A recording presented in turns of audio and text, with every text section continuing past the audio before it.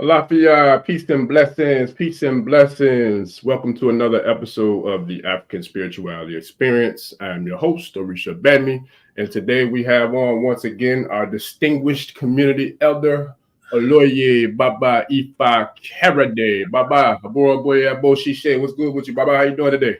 Abo Ashure, Wari Wafun. I'm feeling fantastic. We're about to dive into something that I am really excited about. It's just the basic foundation of all I was and all I came to be and all I'm continuing to evolve into. So I'm excited, man. I've been pacing the floor all night, man. Be right honest with you. You know, Listen, man, I be good. telling people, I be like, boy, Baba inspires me, man. Like, I ain't going hard enough, man. I can't let my elder be running laps around me on the track, bro. I got to step my game up and speed it up and get this distance, man. I got to get this wind in my lungs and get this distance ready, man. This distance run, because you definitely doing your thing, man. So that's what's up. That's what's And up. then one day somebody's gonna say that about you. They're gonna be Hey, like, "What? I've I'll already take it. been doing this and doing that, man. I got to step up my game." So Uh, that's passing the torch, brother. That's passing the torch for real. I should. No, I Uh, appreciate it, man. And before we get into it and get started, I like to always start with first giving thanks to our channel listeners, to our channel supporters, to all those who are watching the channel, who are subscribing to the channel, who are sharing the channel, who are tapped in with the channel, and those who are doing what they do to help us, to grow. And the feedback, all that is always greatly appreciated. It was on my spirit this morning too, though, to kind of speak to and give thanks and flowers to all those who I feel like molded me along my path and along the way of just growth, in life, not just in business, not just in Isese and spirituality and, comedic sciences and spiritual practices, etc. But just all those who really took the time to pour in, I want to give thanks. So, elders like yourself, Baba Tolu, Yeye, Professor Kaba Kabane, Professor Smalls. There's just been so many people who I've been blessed to have a relationship with that's kind of helped me to, remove all the coal to kind of chip back at, being destined to kind of chip away to try to reach that inner diamond, reach that inner self, that inner chi, that inner elevation and enlightenment. And also to be able to pour it forward to, hopefully eventually create that same crystallization for those who follow the work and give them the alignment with empowerment and enlightenment as well. So with that, I give a shout out and salute to all the elders who have taken me under their powerful, gracious wings, including yourself, to kind of help me to do the things that I do, and bring it to the community. So with that, I'm definitely ready to get this party started. Bye-bye. all right, my brother. All right, I Yes, will. sir. Yes, sir. I started to start the show with a song because I ain't saying I'm the best artist in the world, but I just had a song on my mind, Baba. You mind if I share just a little snippet from this song that I was thinking about? Get homage, bro. Make it happen. It was Sadie. I was thinking about early one Sunday morning. Breakfast was on the table. There was no time to eat. She said to me, "Boy, hurry to Isese school." Yes, sir. That's my song, man. Yeah, peace and joy, bro. Peace and joy. Bring that vocal in. Yeah, man. Yeah. Yeah. I told Queen Liquid Waters. Yeah, man. So with that, bye. Let's get it, man. So Dafa and Divination. All right. All right. I'd like to also give homage, brought to acquaint to my elders, my initiators, and to Ifa and to Isese. All homage due. Um, I call the names internally on a consistent basis. I attempt consistently to be worthy of the time and essence that they bless me with, uh, beyond that of a saving grace. And again, I've been at this a long time, so I can go a long way in terms of uh, experiences shared, anecdotally speaking. But what comes to mind is this time when I was in Ejibo, and I made Obatala by the grace of Iyan Lakeye, okay, Agbede, and her son, the Araba Malomo, was preparing for my Ifa initiation, going through the Bodu, making the abos and all. But that particular night, they were praying for me, okay? And I felt a way that I had never felt before and have never felt since. You know, reflections of it,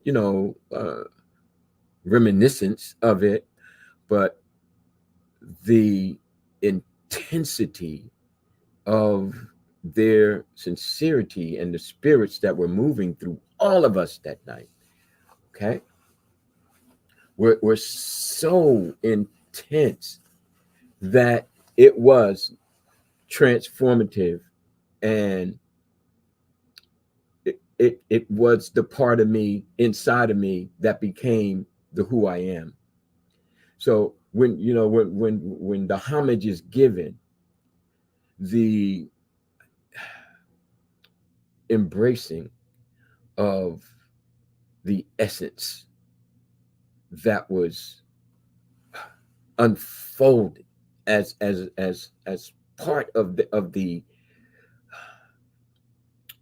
as part of their giving, and that's what I have sought to do since that time, you know, of being in, through the temple and the initiation that I've done, be it through the classes that I teach, and in urban environments, uh, be it when I sit down and write, when I give lectures. No matter what it is, it's the constant giving, and yet there's an element of reciprocity.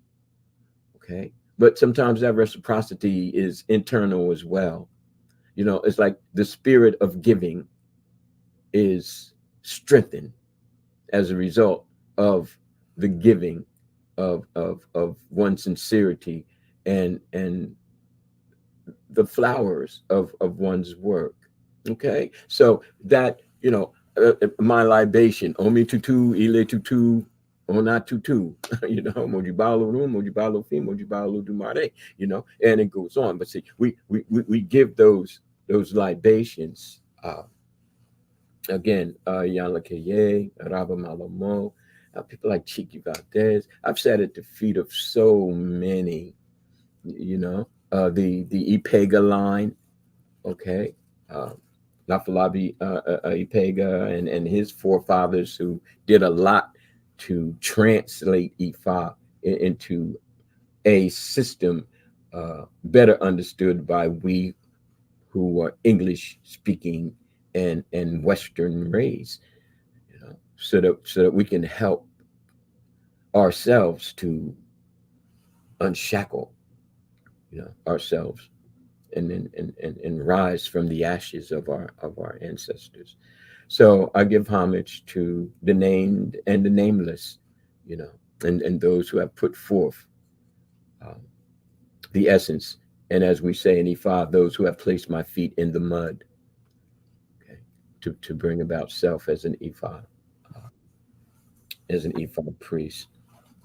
So that said, as the foreground, okay, uh, I would just like to begin with a little background and continuation of uh, the Mojiba, uh, and I will try to be concise. So please, dear people, bear with me. I'm only giving, again, a concise background so that we know who we're dialoguing with, and it's not just the me that you see. It's the me that has been, like the seed planted, broken through the shell and pushing up through the earth, and at the same time simultaneously developing roots and branching out and developing seed and fruit. It's all that process of becoming. Sure. So I received my first set of Ilekes back in 1986, and I had already been introduced to Isese as a uh, growing and developing percussionist, back in the mid 70s. In 1977, I was in Kenya with a program, called Crossroads, and working with the Fundishis, those skilled workers, as we constructed schools and makeshift kind of hospitals. And it was a great experience. It's my first time out of the country. And again, this is 1977. And through that experience, I gained a deeper appreciation for the historical and political revolutions that I have been a part of during the latter part of the 60s. Okay. So again, we were struggling for the historical, we were struggling for the political, but what I found missing was the spiritual. Okay. There were drips and drabs of it, but most of the time it was overcome and overwhelmed by arguments and negativity, because see, we were still very much shackled to a Western indoctrination and the Abrahamic religions that came with it, not to mention the Greco-Roman philosophies. So, as I'm traveling through this, and then I did have time to spend in Rome, and did have time to spend in Germany, and did have time to spend in France and London, Great Britain, I should say. And as a result of all of these travels, I'm journalizing, I'm attempting to understand, I'm in the museums, I'm seeing the greatness of our people, never shown in a history book in any class from K to college, and even majoring in Africana studies. The impact and the glory and the thought processes of being of African essence, of African ascent, as well as descent. Okay. We're starting to draw questions in my mind, and those questions led in combination to what we call back then Orisha or Ocha or ATRs, African traditional religions. There were groups of us. I came to know people like John Mason. I came to know the Oba Osurgiman, whom I've had numerous conversations with. And, the list goes on. But I just like to say, for this portion, for this podcast, that not only has the time gone in to become an Ifa priest and a Luo, and by initiation and divination and Oba, but the work has gone in. The work has gone in. The love has gone in. The sincerity has gone in.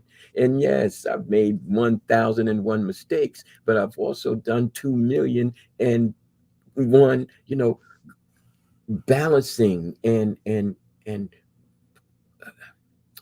bringing wisdom from the growth, okay, and being of assistance and a guiding to those who were seeking. So I'm here today as a humble son of Orunmila. And ever since I stepped in a house or a temple, or Ile, as time goes on, the definitions become more crystallized, and the level of people become more, aligned with at least the frequency that I have. I'm saying, you're a son of Orunmila. You need to make Ifa. From the Latinos, all the way up to the brothers and sisters in Nigeria, as the Babas and Iyas. But it took a while for me to come to grips to that. I'm gonna be right honest with you. It wasn't something, I'm gonna jump into. No, I tried to understand it. I tried to understand it. And the next thing you know, as that understanding dawned, me as a writer by nature, which means genetically, okay, I I start to scribe, and then come to understand that Orunmila is a scribe of the Ifa corpus, the Ifa cosmology, and then connect that with Tahuti of Kemet, and then it's like it's all coming together now. So I need to keep not resisting. Stop resisting, Stop trying to find ways to not do what you were born to do, what you sat with a Jala before birth, and it was determined that this is what you will do, and this is who you will be, and this is your Ayanmo, this is your destiny. So stop resisting it. Stop resisting it. And stop trying to counterbalance it with the indoctrination of westernization, Yeah, you balance it at any given time on any given day or any given situation, but do not resist yourself. Do not resist what you were born to be. You are not a slave. Okay? You are not a slave. Take the shackle off your neck. Okay?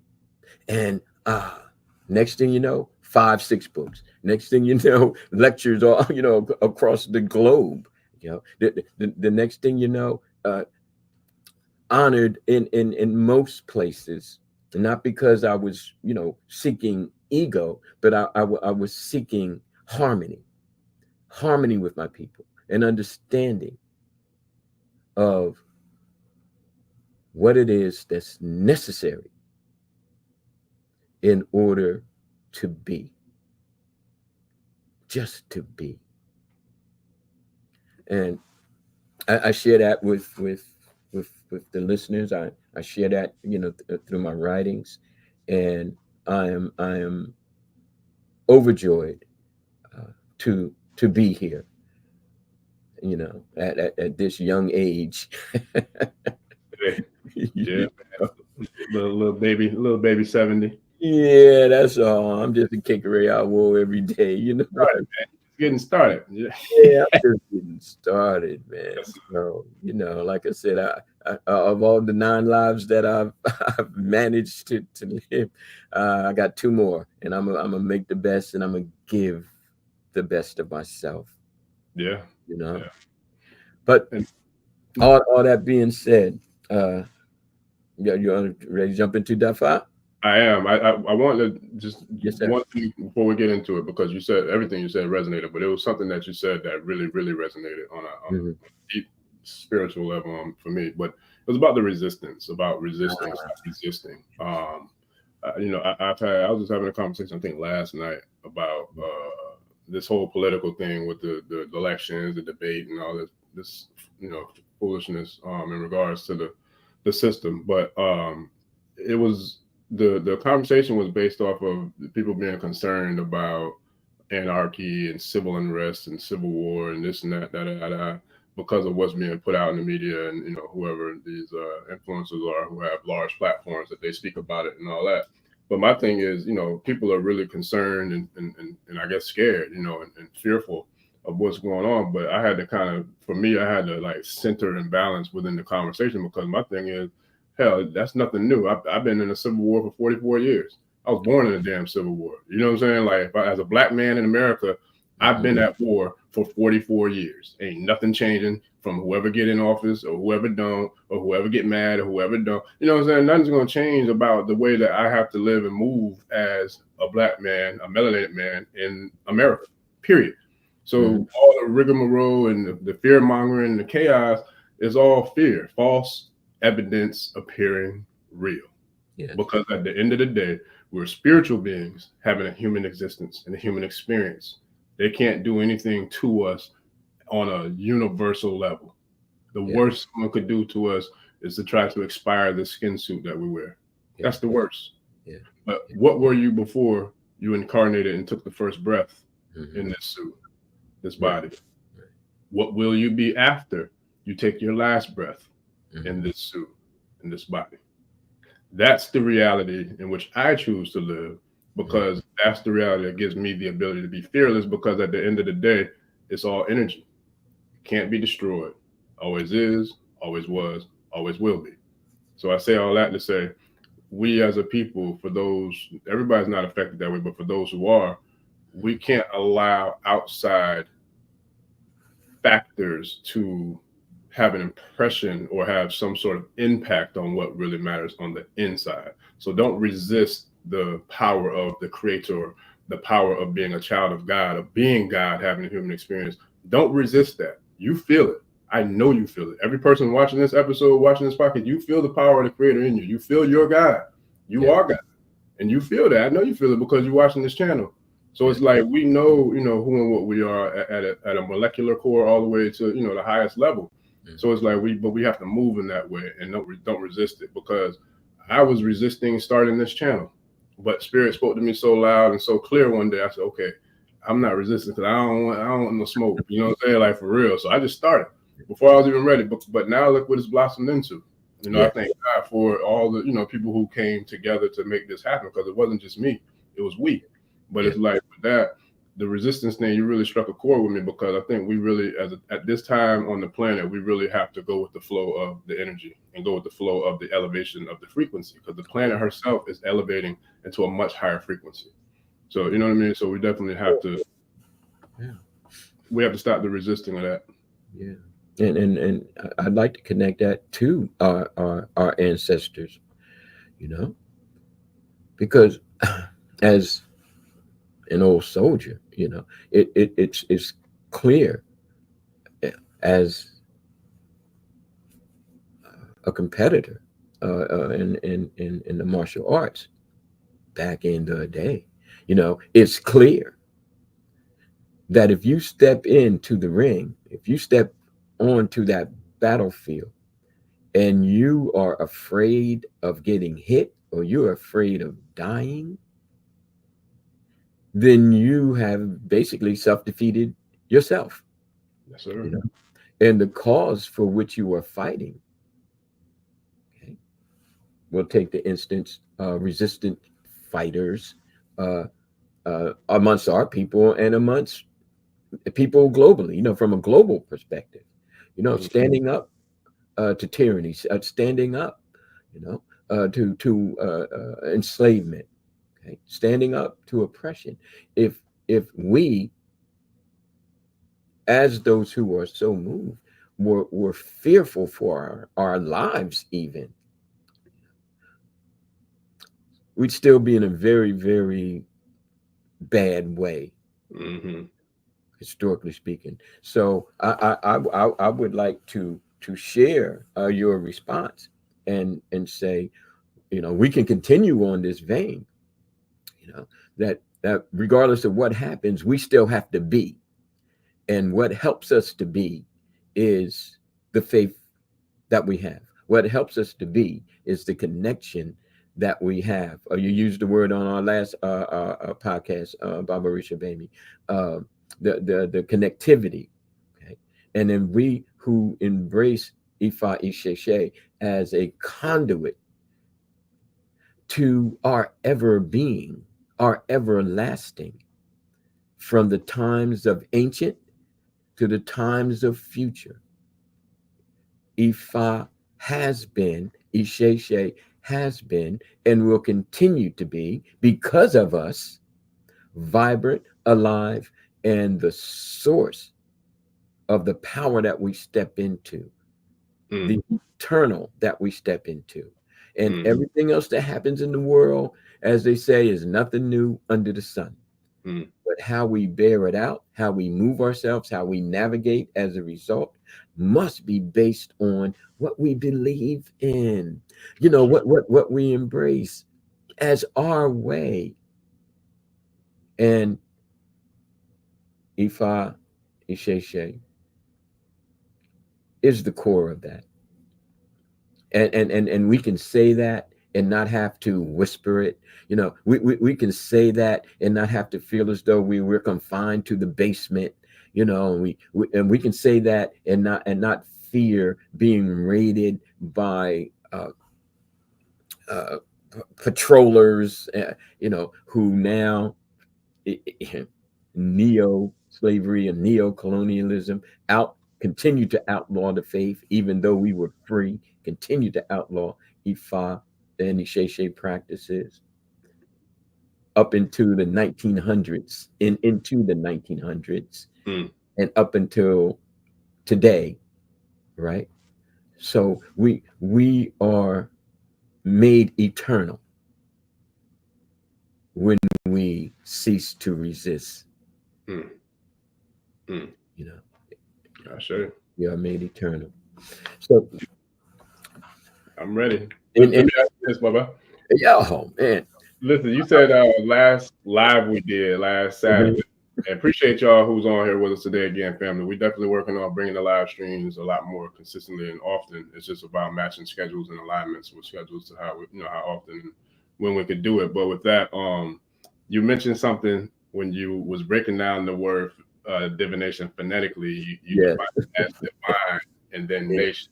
So since we go into this divine nation, how can we, for those who are, let's just go with beginner, intermediate, and pro levels. Like, how can we kind of bring this whole episode to the table for this good Sunday food for thought for the good people, Baba? Right. And again, dear listeners, okay, seekers, okay, adherents, okay, avaricias, Iyas, Babas, okay, and all that encompasses the we. I only speak from my little corner in the universe, if you will, for my conscious star amongst trillions of stars, if not trillions upon trillions. So I'm in no way attempting to do anything but that. As an elder in the tradition, I've reached certain epiphanies and revelations through time, effort, and teardrops. Okay. So please understand that I can only speak from myself, even though I attempt to speak greater than for myself, if you understand. Okay. And because it's live, please feel free at any given time to state your question. Okay. Or resound. Okay. So please try to understand that I am not here as a remnant of the past. Analogy would be something like the Taliban or whatever. You know what I mean? We're just going to go back to some make believe old way, and we're going to stay stuck there, and we're going to make that into all kinds of dogma. No. I'm a reflection of the past, not a remnant. Okay?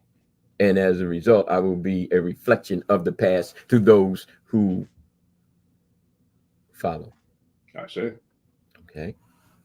So I want you to please understand that, I am not trying to reenact, but I'm basically resounding the Ashe, resounding the Ifa. Now, I use that play of words on divination, in terms of the nation building component of divination. And I use that at that moment because I can also use at any other moment divinities. Okay. The divinities of divination. When someone it sits before the priestly and receives Dafa, I'm saying Dafa Fun, whoever the individual is, the person is, then I'm calling on Ifa, Dafa Fun, okay, to be a part of this sharing of life essence for the benefit not of a particular situation, okay? Because in all truth, a reader can do that. There's a difference between a reader and a diviner. Not to say that one's better or worse. Please don't get me wrong, people. I don't trip like that. Right. But just to say that readers aren't necessarily called diviners. and nor do I feel as though they should be. Mm. And diviners aren't necessarily called readers, even though people colloquially state, oh, I'm going to get a reading, even though they're going to a priest or a priestess. Mm. So sometimes we have to be kind of clear on the wordings that we use in order to empower the experience that we are seeking to gain, but may not gain because of the blockage that we have, even based on the connotation of the word. Mm. So divination, divine nation, just a play on words, politically or grammatically correct, I don't even care. But what I see is how divination becomes a part of the cohesiveness of we as a people, and not just to take care of a certain situation. Okay. Mm-hmm. Not stating that situation shouldn't be taken care of, but when those situations are taken care of and the person is now released or becomes a little bit more fearless to actually confront whatever force is hindering them, oppressing them, lessening them, then part of that freedom of must become an ingredient, if you will, of the nation building of the community. Okay, the Ashiwada concept, you know what I mean? Now that we're strengthening because all of our situations are being taken care of, do we go out and repeat the same behavior that brings us continually back into the same situation? Do we continually, bring into our families, bring into our community that element of uncontrollability that disrupts the harmony, that becomes a discord in the harmonious frequencies that need to occur in order to build the strength of a family, a community, of a nation? And that's when I start to see you come for divination for what? Okay, we're going to take care of a situation. Now I'm just speaking to certain levels. Okay, we're going to take care of a situation. Okay, now that the situation is taken care of, are you then so empowered to be a part of the strengthening of whatever brought that situation into bearing, into being? And are you going to pass on the knowledge that you've gained to assist others to not fall into that same situation and cause that discord? And then we have what some people colloquially or loosely term a generational curse. You see, because if you come to divination to beg Orunmila to assist in breaking that curse, then you also have to be a part of breaking the behaviors that brought about that curse and the future continuation of that curse. It's just not about you. It's about what you're bringing into the situation. Okay, you don't have to be a healer. You just have to be conscious. Because of your experience through divination. Now we bring in the divinities. Okay, because yes. I'm going to interrupt, but I just had I told you, man. It's a question that I feel like I'm feeling somebody might be even thinking this, but even myself. But so for the basic divination, like the very basic, when you're talking about with the coconut shells, right, or the obies, does a person who's brand new to the tradition, do they need to have already consulted with trained priest or priestess, Babalawo or Iyanifa, in regards to starting the very beginning steps or processes for divining? So, for example, if a person like myself who bought your book, the handbook, before I met my godmother in real life, and before I had, a tangible, hands-on, priest or priestess I can actually touch and reach out to and learn from, does that beginner, does that layman, does that neophyte, have the blessings of the ancestors, or they reach it to begin working with just the basic coconut shells for obi divination? That's the first phase or the first element of divination? Or like how would you what are your thoughts on that? Okay, well, my thoughts on that are, it depends. Okay, because again, I'm not into dogma. I'm not, you know, you should do this and you should do that. But I can say, and I'll stay connected, you know, to the road that I'm traveling here now, and that is whatever has assisted in strengthening an individual. Say they never had divination, but they were into yoga or Reiki or Tai Chi. And say through different types of transcendental meditations, they've come to understand certain things and see certain things. Or their parents could have been, but they had never been. Or their grandmama could have been, but they have never been. I used to see my grandma do tea readings, but she never did it for me, and I never did it for anybody. But yet and still, you know, when something happens to me and then I try it for myself, on myself, and I start to realize that, hey, what I did was okay. I did it by myself. But you aren't by yourself. You have an ancestral, you know, potential to do it. And that's what I found out, again, for myself. Okay. So let me again stop resisting on various levels, because those layers of that we have to break through. Oh, there's quite a few of them, and some of them don't want to be broken. You know, they don't want you to break through. They want to keep you, you know, chained. So it's like, okay, so now I might be, for example, one time I was in South Jersey, and I was training for an upcoming competition, and I was out every day, man. I was doing what I do, and you know, about that time then I had stopped eating red meats, and you know, I was getting into the whole vegetarian thing, and I was starting to feel this sense of difference based on thought for food as well as food for thought. Understand? So I'm out, I'm training, I got my Tai Chi thing happening, and I'm like, I don't care what these Taekwondo people say, because they used to make fun of me because I did Tai Chi, but I kept winning. You know? And it wasn't just because of the Tai Chi, it was because of how I was internalizing it. And I had stopped, and you know, sat down, get some rest, and I saw this ant. Okay, little teeny ant. And this was before I ever had a divination, okay, or a reading, okay.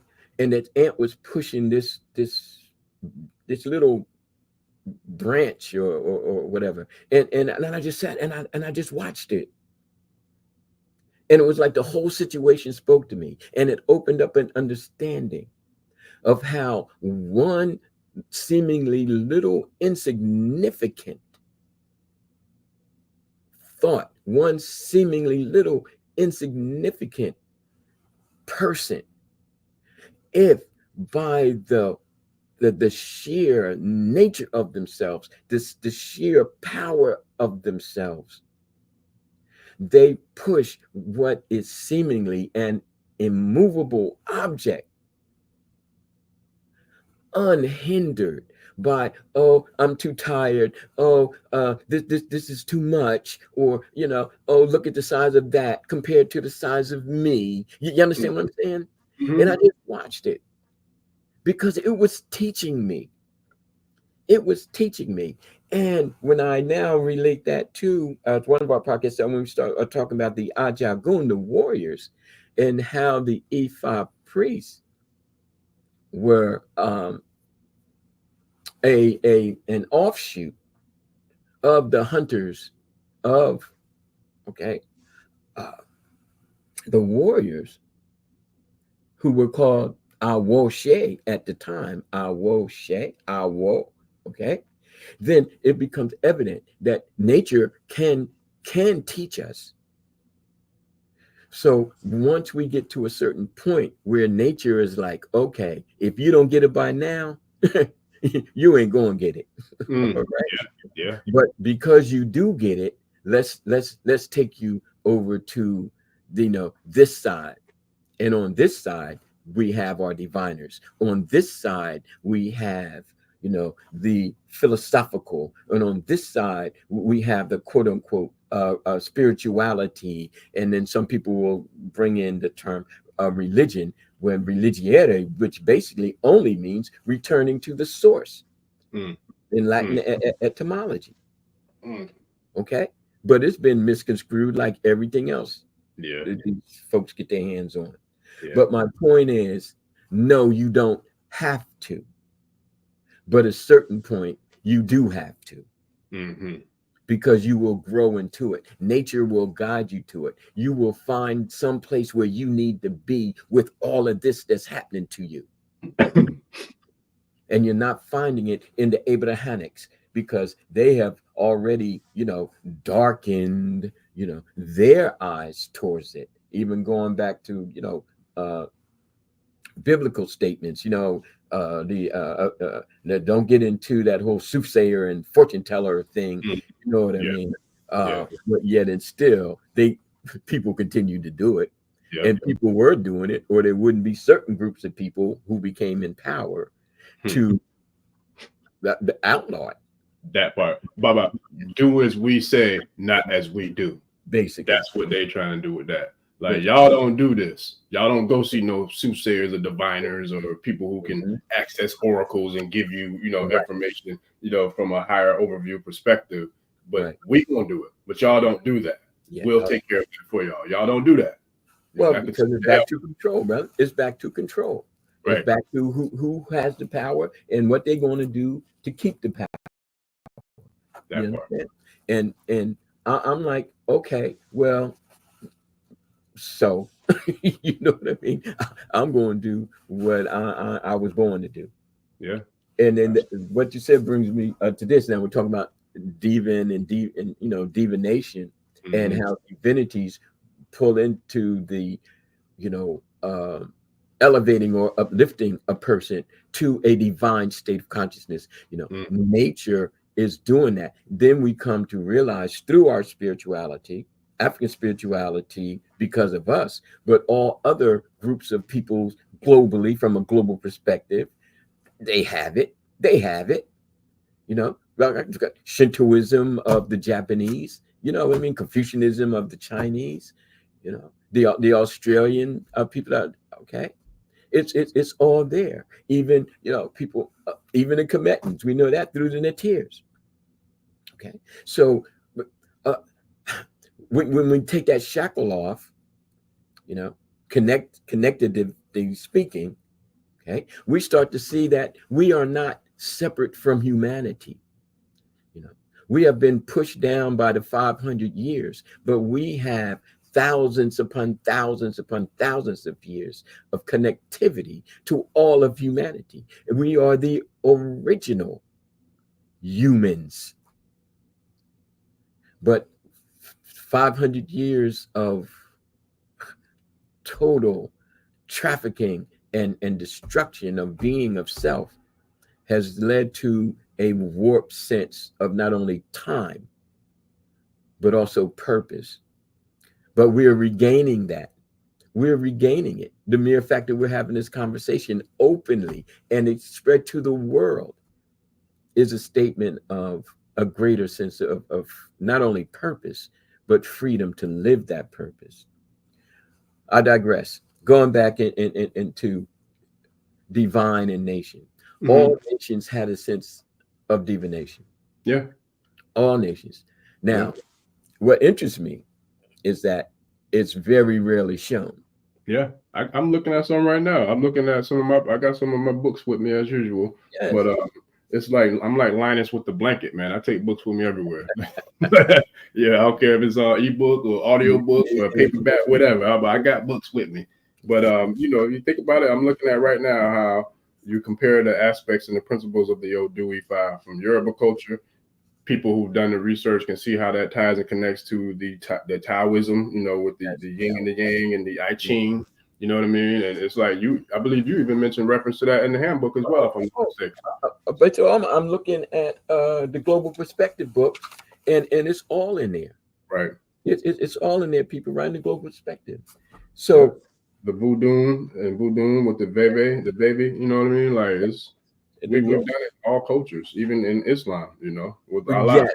For all of those people who speak with that whole Arabic thing, no, you don't have it. No, the geomancy of the beings, They Right. cast beams. Mm. Now let's go back a little further in terms of what's not shown. Mm. We can embrace, for example, the Kemetan. Mm-hmm. But just like when we spoke on the last podcast, that we don't really study or and then apply how business was handled. You know, the merchant class. Yes. Now we'll know about the Natirs and from the of course the Metro Natir, but the Kemetans had systems of divination, and they did elbows, on a maximum level. On a maximum level. Okay. And their various systems. Okay. What's a part of their civilization. And then we look at the Greeks. And I started off the handbook one time when, Odysseus was like, the forces of nature was like, you got to sacrifice somebody or something if you're going to be saved. So the ancient Greeks had all kinds of systems. The oracles of Delphi, who are said to be the goddesses, but we know them as the sisters of Kemet. Yes, sir. Okay. Absolutely. Now we take it to the Romans, and they just took it to a whole nother level. Okay. Where they had individuals at a priestly level that had pet chickens. And for any situation, they would whisper the situation into the chicken, let the chicken loose, and then however the chicken responded, they would then determine how the state should be run, not just speak some situation. And not to mention, going back to the Greeks, when the Greeks were with the whole Trojan War thing, the king of the Greeks was said he had to sacrifice his daughter in order to be victorious over the Trojans. And he sacrificed his daughter. And he was victorious, but he was later killed by the mother of his daughter, his wife, because she was like, I don't care what the oracle said. You killed my child. You understand? That's a tough one right Killed there, my but child. But see, this is when we start taking in the global essence and get that whole PKB, that prime knowledge base, ready to accept the depth and the deepness of our ancestral consciousness, of our ancestral continuity. We're not just passing on, this is how you do it. We're passing on, this is why you do it. With that, Baba, now the why.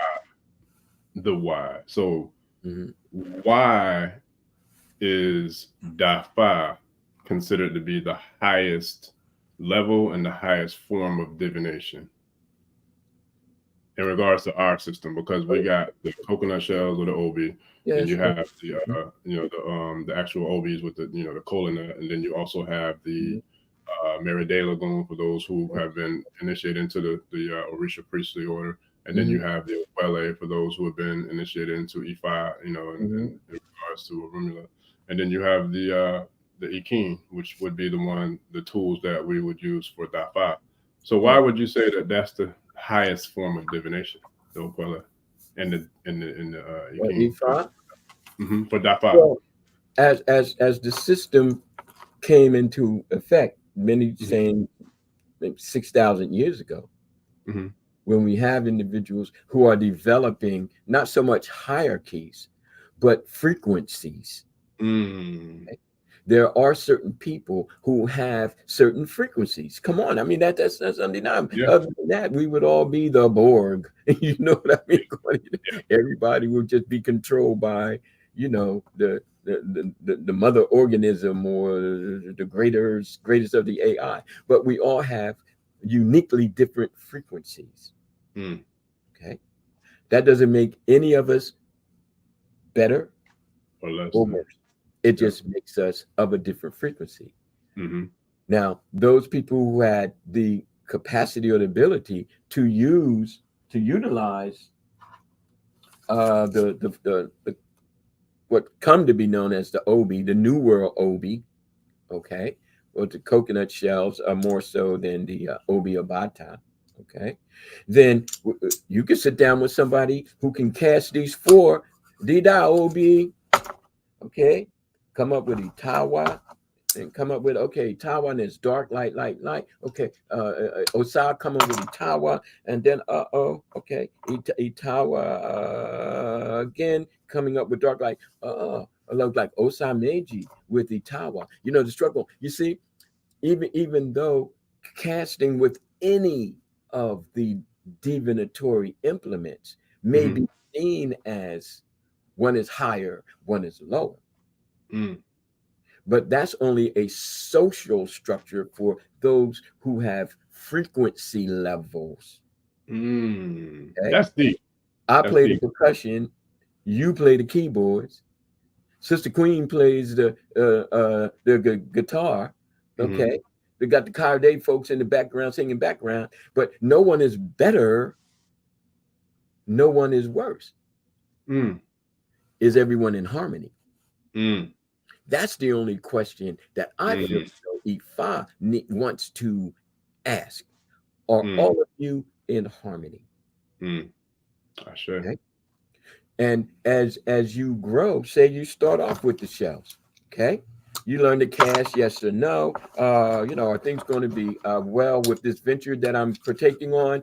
I go Obi, Obi ni Ibiku, Obi ni Iyabaron. You go through the whole Ajogun thing, and then it's like, okay, Itawa, okay, Tawa Meiji, maybe you shouldn't do it right now. A little too much difficulty, and you got that Osai thing happening. There's somebody trying to, kind of take control of this, and maybe you're just being used, So please take care. I can't stop you from doing it.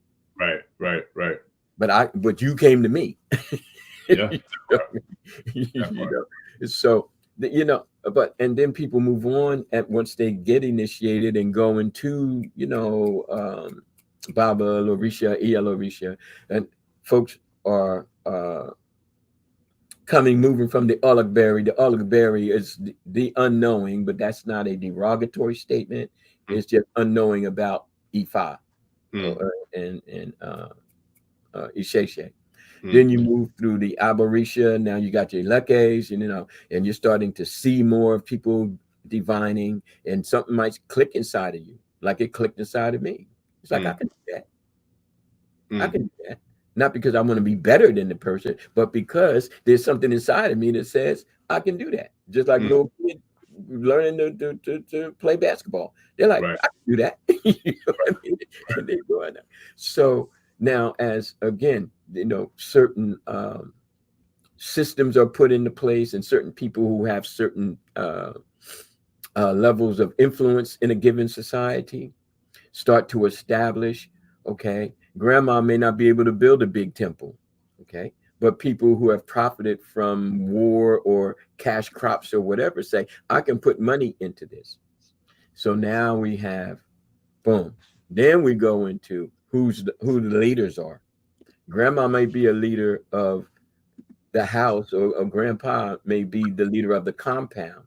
And so they're set to divine for us to seek or consult with the ancestors of spirits. But then we have this whole nother group of folks who got money and influence to build bigger, not necessarily better, but bigger, and hold more people. And now they become more influential. And we start having a class of not only priests, but high priests and priestesses. And they may at times think they are better, but from my walking upon this earth, that's a dangerous thought. Yeah. So because you can have babalaos who are questionable, and you can have some old man on the street who take out 4 little bones and change your life. Yes. Facts. So again, it depends for that matter. Yes, sir. I mean, I said 4 pennies for that matter. 4 pennies. You took you know what I mean? Like, you really got, if you got the juice. Yes, you got the juice. It's like you put a basketball in Jordan's hand in his prime. I don't give a damn if it's a Spalding, if it's an indoor ball, an outdoor ball. It could be a damn foursquare, a kickball, a volleyball. He's still gonna get out there and light you up the same way he would with an NBA official Spalding ball. You know what I mean? So at the end of the day, it's the genius within that being more so than the tool that the being is using. It's just like some of the Olympic runners from Ethiopia, wherever, they running without sneakers and shoes. They went in barefoot. Yeah. 26. And some people got the most expensive shoes, and and you're getting smoked by somebody who's eating grass and living in the mountains and running barefoot. Right. Running barefoot. So this is what I bring to the Ashiwada community, to the Egbe of we who are of Ifa and Isese. And again, this is only revelations, epiphanies, insights that I've reached. There's other people who've reached other insights and epiphanies, and I'm not going to be in disharmony with them. I'm not even going to be in disagreement with them, because the tapestry is cosmic. There's more than one star, there's more than one planet, but they all have to be kind of aligned in their under gravitational realizations. Okay. And that gravitational realization to me is back to the pillars of Ifa: Iwa Puele, okay, Iwa Lewa, and Iwa Laye. Developing oneself, okay, takes us then into the Eniyangidi, and then takes us into what betterment are we bringing to the world, the Iporere. If we can just work within that gravitational pull, then regardless of what else we do and how else we do it, okay, we are, from my humble place, doing what Ifa, what Orunmila, not only as a prophet who prophesizes, but as a philosopher who brings about the reasoning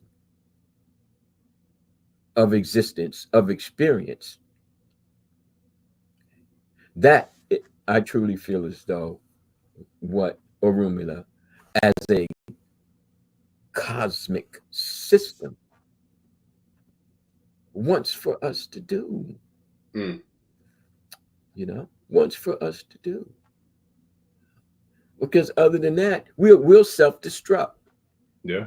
Your way is the right way, and and your way is the wrong way, and I don't like your way, and it's like, come on, man, don't we have better things to do? We're kind of still at the bottom of the barrel when it comes to health. Women who survive childbirth, you know what I mean, or should I say, who do not survive childbirth, disease, okay, diabetes, prostate cancer, breast cancer, okay. Literacy rates, we have a lot to do now that we free, and now that we got to heal, and we can't be bickering over how many stones in your pot. And you didn't say Abaru, Abu, yeah, Abu. She said, well, the person gave me the other day and said, I was like, I came across this Nifa, and I said Alafia, and she stopped me, like she pulled my coat and was like, you didn't address me properly, and blah blah blah. My sister was like, I don't even know you. Right. Did you even know she was a Yanifa? And even if she did, because what the sister, relayed to me is that she had never really, associated with Baba Laos and Laos. So even if somebody did tell her, well, that person over there, that's an Lao, and she goes over and says Alafia, I'm like, why the Baba Laos got to come off like that? It could have been a teaching moment. It could have been like, Alafia sister. It could have been a moment of love. It could have been a moment of embracing. But no, see, we want to get this. I've seen that and experienced that in real life many times, like at Bembes and stuff. I think for me, it's a form. I feel like as the priest, I feel like there definitely is certain levels of humility that I feel like should be attributed to your title. You know what I mean, or your name, because everybody doesn't know how to reference you. Everybody doesn't know how to address you. Everybody doesn't know, what to call you. You know what I mean? So it's like the fact of getting offensive or offended because someone said a lafia, that to me, I think you got to kind of humble yourself a little bit, because it's like everybody don't know. Right. And for those who do know, maybe that's just the greeting that they prefer to choose. That doesn't mean that they're disrespecting you, or they're, you know what I mean? They're minimizing who you are, whatever name and title you got. You know what I mean? So I think that's where the humility comes and plays a major part and a major role into, you know, how those situations happen, and if they are able to be teaching moments or not. Because at the end of the day, it reminded me of something Baba Tolu said. You can have a person that's been in a religion, that's been a priest or priestess for 50 plus years, that's dark. You know, they have a low light. They you know, they don't have a positive vibe. They don't glow well. But then you can have somebody who's been in there for a year or two that glows extremely bright, and they are very, very highly powered, magnified light, because they come in with the right intention, the right energy, and the right projections and intentions. So they're going to resonate with people on a whole nother level than the person who's been in it 50 plus years, but making you do ballet to them every time you approach them or greet them, or, you know what I mean? Like, so there's a big difference in how I think those things should be handled or could be handled. Well, yes, sir. And again, this is where we're coming from. There's other people who are, you know, very dogmatic and, you know, feel as though it has to be ritually correct. And I dealt with those people, and to be right honest, I didn't like them. And it was almost to the point where I don't want to be this, you know. Right. I don't want to trip with this. You know, I want to stand, and I want to stand as a balanced individual. And if I'm thinking that I'm better and people got to, you know, late, you know, for Ibali every time, now I can understand maybe at a Bembe or something like that, where there's prescribed rules and this, that, and the other thing. But, you know, if it's just at, you know, a conference or a lecture or something like that, it's like, yo, get up, man. It's all right. It's all right. How you doing? Okay. Glad you could make it. You understand what I'm saying? But no, everybody want to be like, you know, freaking Pope or something. Hold on, I'm doing that. I ran into so much trouble with that when I made Ifa. Partly because I didn't do it in Cuba, and I didn't do it through you know, a Latin house. But that's no slight. It's just that I didn't want to do it. You want to get angry at me because I'm doing it, but I'm not angry at you. I got a question about that too, about that whole situation, but I got another one from the audience first. I'm gonna say it. Yeah. Let's see from the audience. I want to put it on the screen and distract you, but it says, "Can you break down Homage, and can you also share like what's the difference between E-Ray versus Osobo, like in terms of like what you get when you know when you're going?" So clearly, this person is someone who's had divination done or has done divination, so they know, you know, how to break it down. Okay, well, again, I'm going to be concise because everybody break things down differently. But these days, I've heard of people getting divinations and then Googling the Odu. You see? And then complaining, well, the Baba or the Iya didn't say this. Okay. But didn't say that, you know? And that gave me another reason to kind of step away a bit, because it's like, if you feel as though you have to do that, then you really didn't go in with a trust factor. Now this lends to, all right, there are 256 Odus. Now Osameji is one of the Olodu, okay, one of the 16 major. Now there are numerous Esans, okay, Itans, okay, which are you know, the stories, the Orikis that go with it, and there are numerous Isese, which are stated to be per Odu 1,680. Okay. Now, when someone asks about an Odu, I need for it to be understood that it's too all encompassing, you know. And if you receive that Odu, what I have to tell you may not in any way relate to your situation, because that was you there at the feet of Orunmila, at the feet of Ifa, via the Baba or or the ear that did the divination for you. Now, this is where the accumulation of knowledge comes in.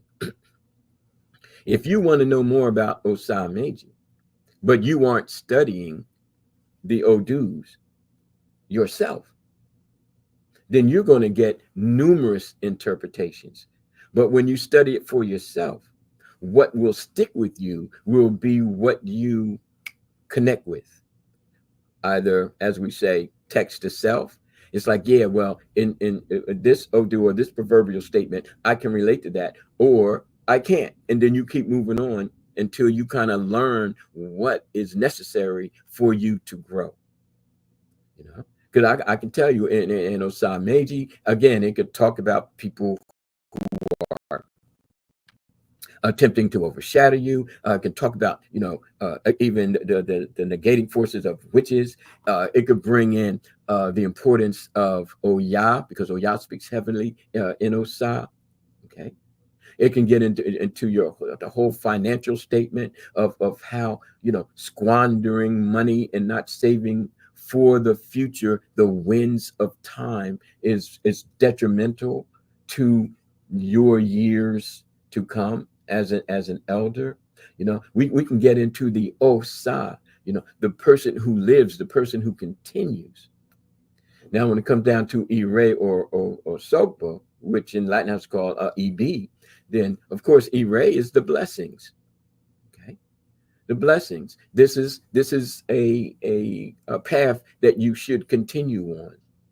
Okay, you are being blessed by. Oh yeah, you're being blessed by Shango. You're being blessed by Ifa. Okay, so we can get into it like that in terms of where your blessings comes from, which is another aspect that I really appreciate about the Ifa is it's not, oh, your blessings just come from Orunmila, like say in the Abrahamics, it's God is blessing you, Jesus is God, and all, it gets wherever people want to take it. But the whole thing is you can have Ire from your wife.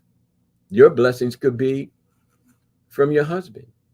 Children. Your blessing could be from your children. So when you are set to Ire in one hand or Shogbo or Sogbo in the other hand, then depending on the intensity and the detail that you're going through with your diviner, not reader, your diviner, then it can be determined where your blessings are coming from.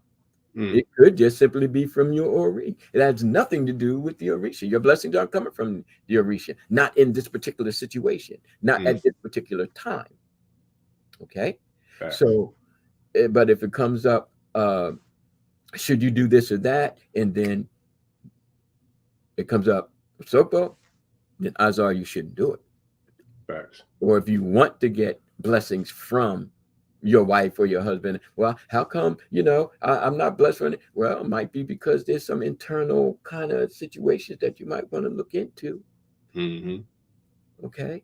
So again, concisely, because we can go on, but please take into account that there are so many verses within each Odu.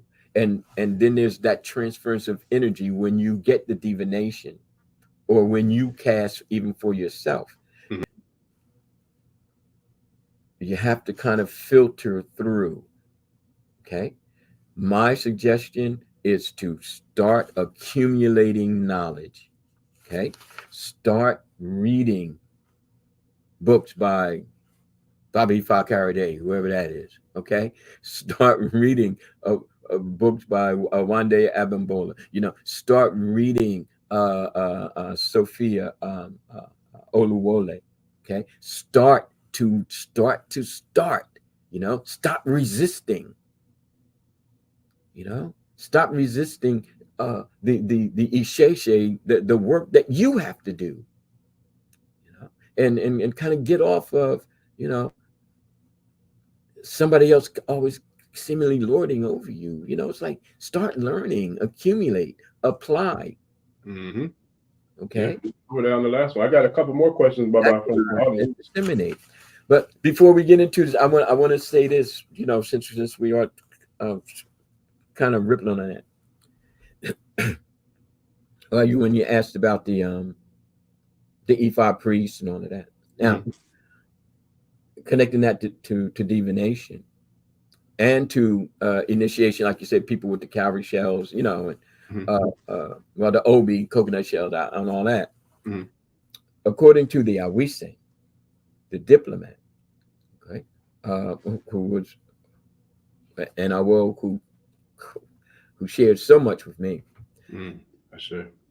is that there are 5 types of Ifa priests. Yes, sir. Okay. Talk to it, Baba. And we have no idea because see, we're still kind of stuck on the parochial, to be right honest with you. We're still stuck on the Abrahamic, where there's this, and that, and you're this and you're that, No, the Ifa priests have been traditionally subdivided. And I shared this with someone just a few days ago. Because it's all like Babalaos supposed to do this about. I said, no, there are different types of Babalaos. Yes. Okay. And we say Abimbola, he published it in his book. Okay. That's how he felt about it. An exposition Ifa, an exposition of the Ifa corpus. Okay. And he even signed the book for me back in 97. Okay. But I learned then that being a Babalao, it's kind of like being a doctor, You can be a general practitioner, you know what I mean? You can be a specialist, okay?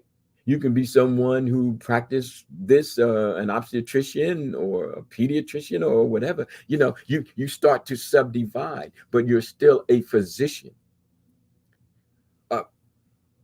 Taking martial arts, you learn about the Kung Fu, okay? Not every Kung Fu fighter, is a Kung Fu fighter. Some of them have learned, the various forms and have just become healers or have become scribes. Not everyone who studied under the Shaolin system became a fighter. Physically speaking, they became fighters of diseases. They became fighters of ignorance. They became fighters of oppression. You see? And people say, oh, you're doing the Tai Chi. Oh, that's not effective and all that kind of stuff. I'm like, who are you? Who are you to tell me that what I'm doing is not effective? And especially when I'm winning. I'm 72 years old. Okay. Let them know, Baba. Let them know. And I'm vibrant because Ifa, whether I knew it or not at the time, was guiding me towards the eternal, towards the longevity. But in order to do that, I had to learn. I had to experiment. I had to grow, not only based on what I was learning empirically, the data, but also anecdotally, what I was intrinsically coming to grips with. Okay, because see, if we take Ifa from an Abrahamic perspective, that saving grace is outside of us, then it's interesting to me that we can't seem to break even with Ifa and Isese, that we are part of our own saving grace. I should. Now, back to the 5 types of Babalaos, because nobody discusses this. Like nobody discusses Oloye Ife. They'll know about Mecca and Jerusalem and Bethlehem and all them other kind of places. But we're Ifa Isese folk. Why aren't we, resounding the stages of Oloye Ife, from Ife Odaye, Oloye Ife before the flood, okay, and Oloye Ife, the place where land was spread. These, we can sit and listen to 1,000 podcasts about Ifa, and all we're going to hear basically is the same thing. Got to do the Odu, and the Odu is this, and the Odu is that. But we're not enculturating our spirituality. Mm. We're regurgitating our spirituality. And I, for one, say it's time to move on from that. It's called growth and elevation. Now, the 5 types of Babalawos. Okay. The first type is the type that we get into with the hierarchical. Okay. I say, has been. We got some questions too, Baba. I ain't Yeah, wait. I'm wait till you finish though, because we got a lot of them, which is beautiful. That's what we hear from. Well, I'm gonna hurry up then. No, but I just want to let them know. I see y'all in the comments, and I'm monitoring the comments, but I didn't want to interrupt you, Baba. But for everybody in the comments, trust me, I'm gonna get your questions to Baba, and we're gonna make it do what it do today. I appreciate you joining us, man. All right, Baba. So you got the Babalawo Olodu, right? These are the Babalawo that everyone over here kind of feels as though you got to be. How many Odus can you recite, and and how many Orikis do you know, and we don't recognize you, if you didn't make Babalawo with the people we feel as though were so knowledgeable, and blah blah blah blah blah. I'm like, well, whatever. Okay. The level of Babalawo Olodu are those who initiated into Odu. Okay.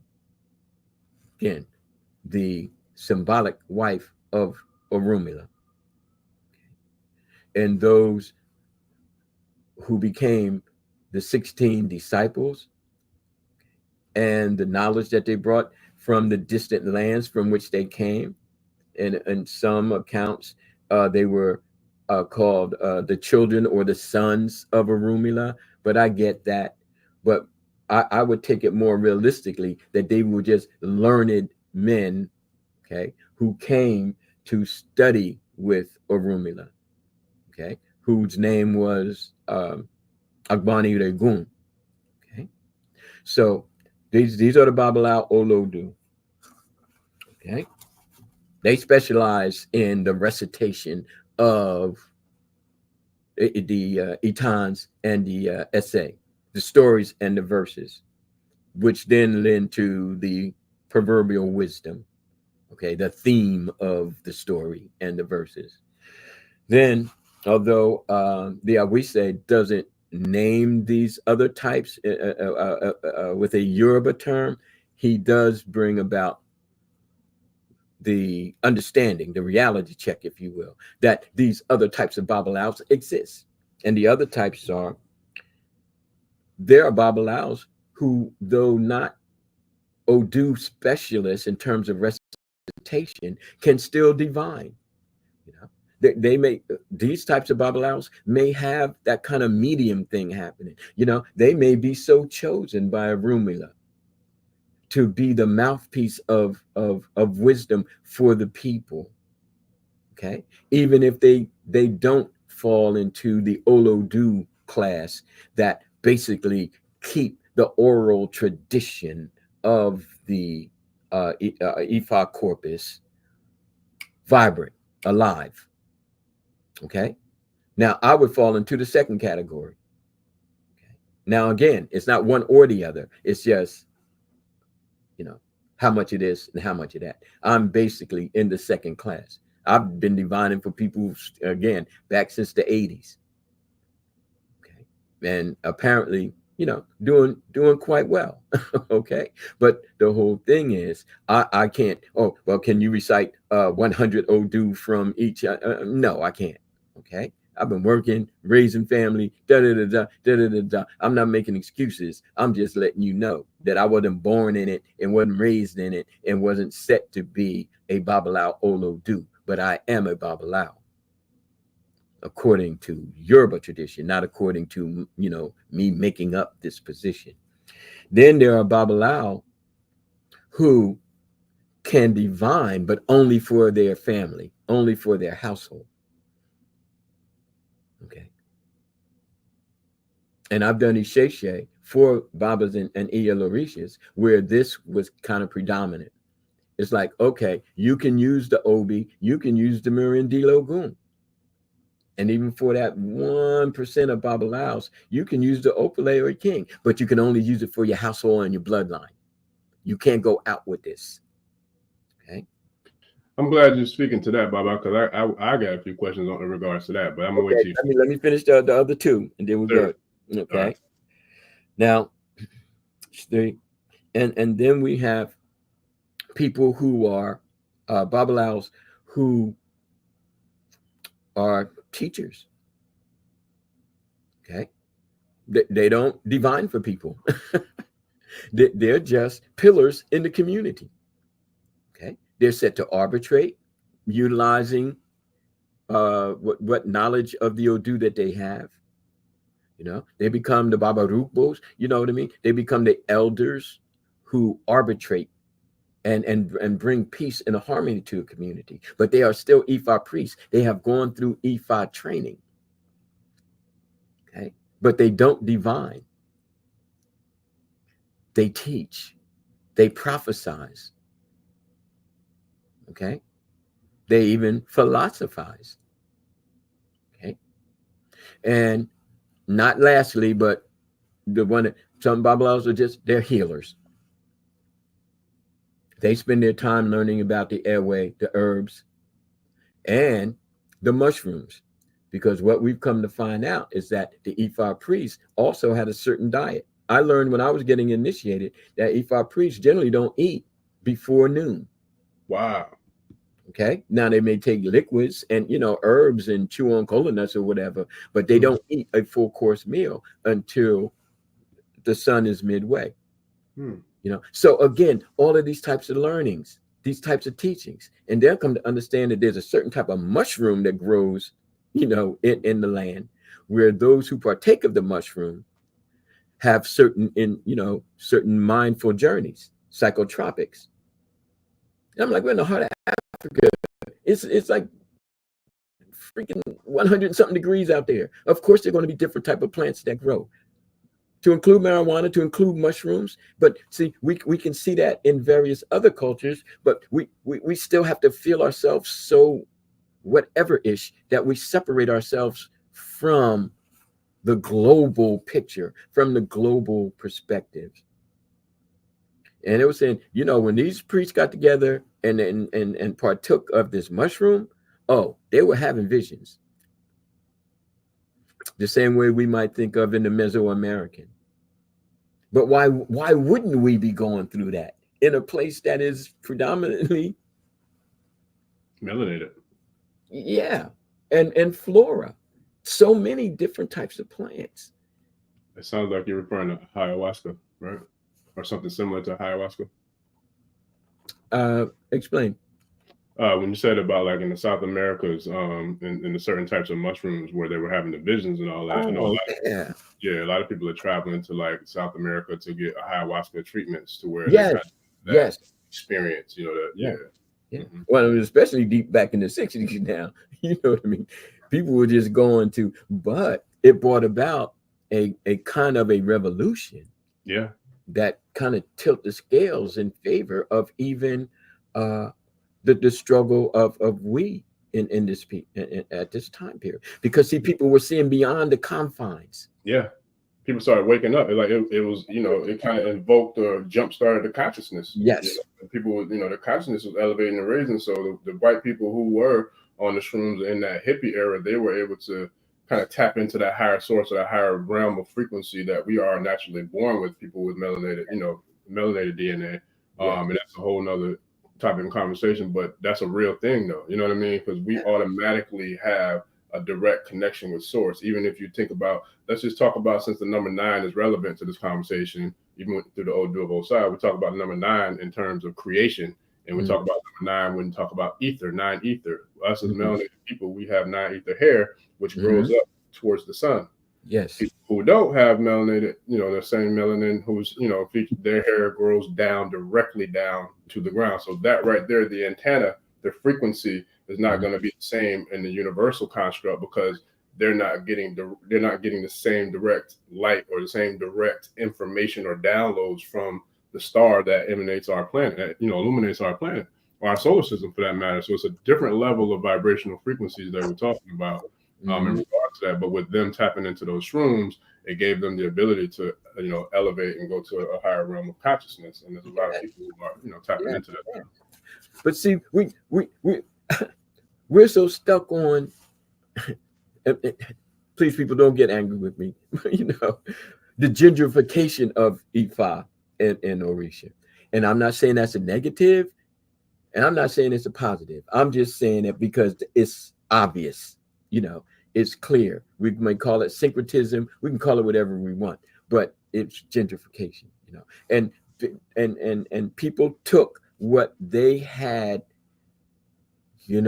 to satisfy themselves. I can't get with just drumming. I can't get with just, oh, we singing two different. No, we have to change within, to change from within.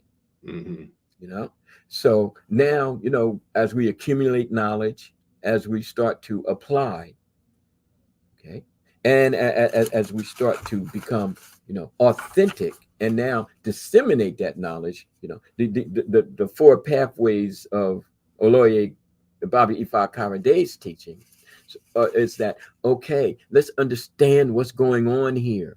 Let's not just, as someone just put up, regurgitate and reenact. Let's keep pushing through the soil. Let's keep pushing. All right, let's hear from the people, man. There you go.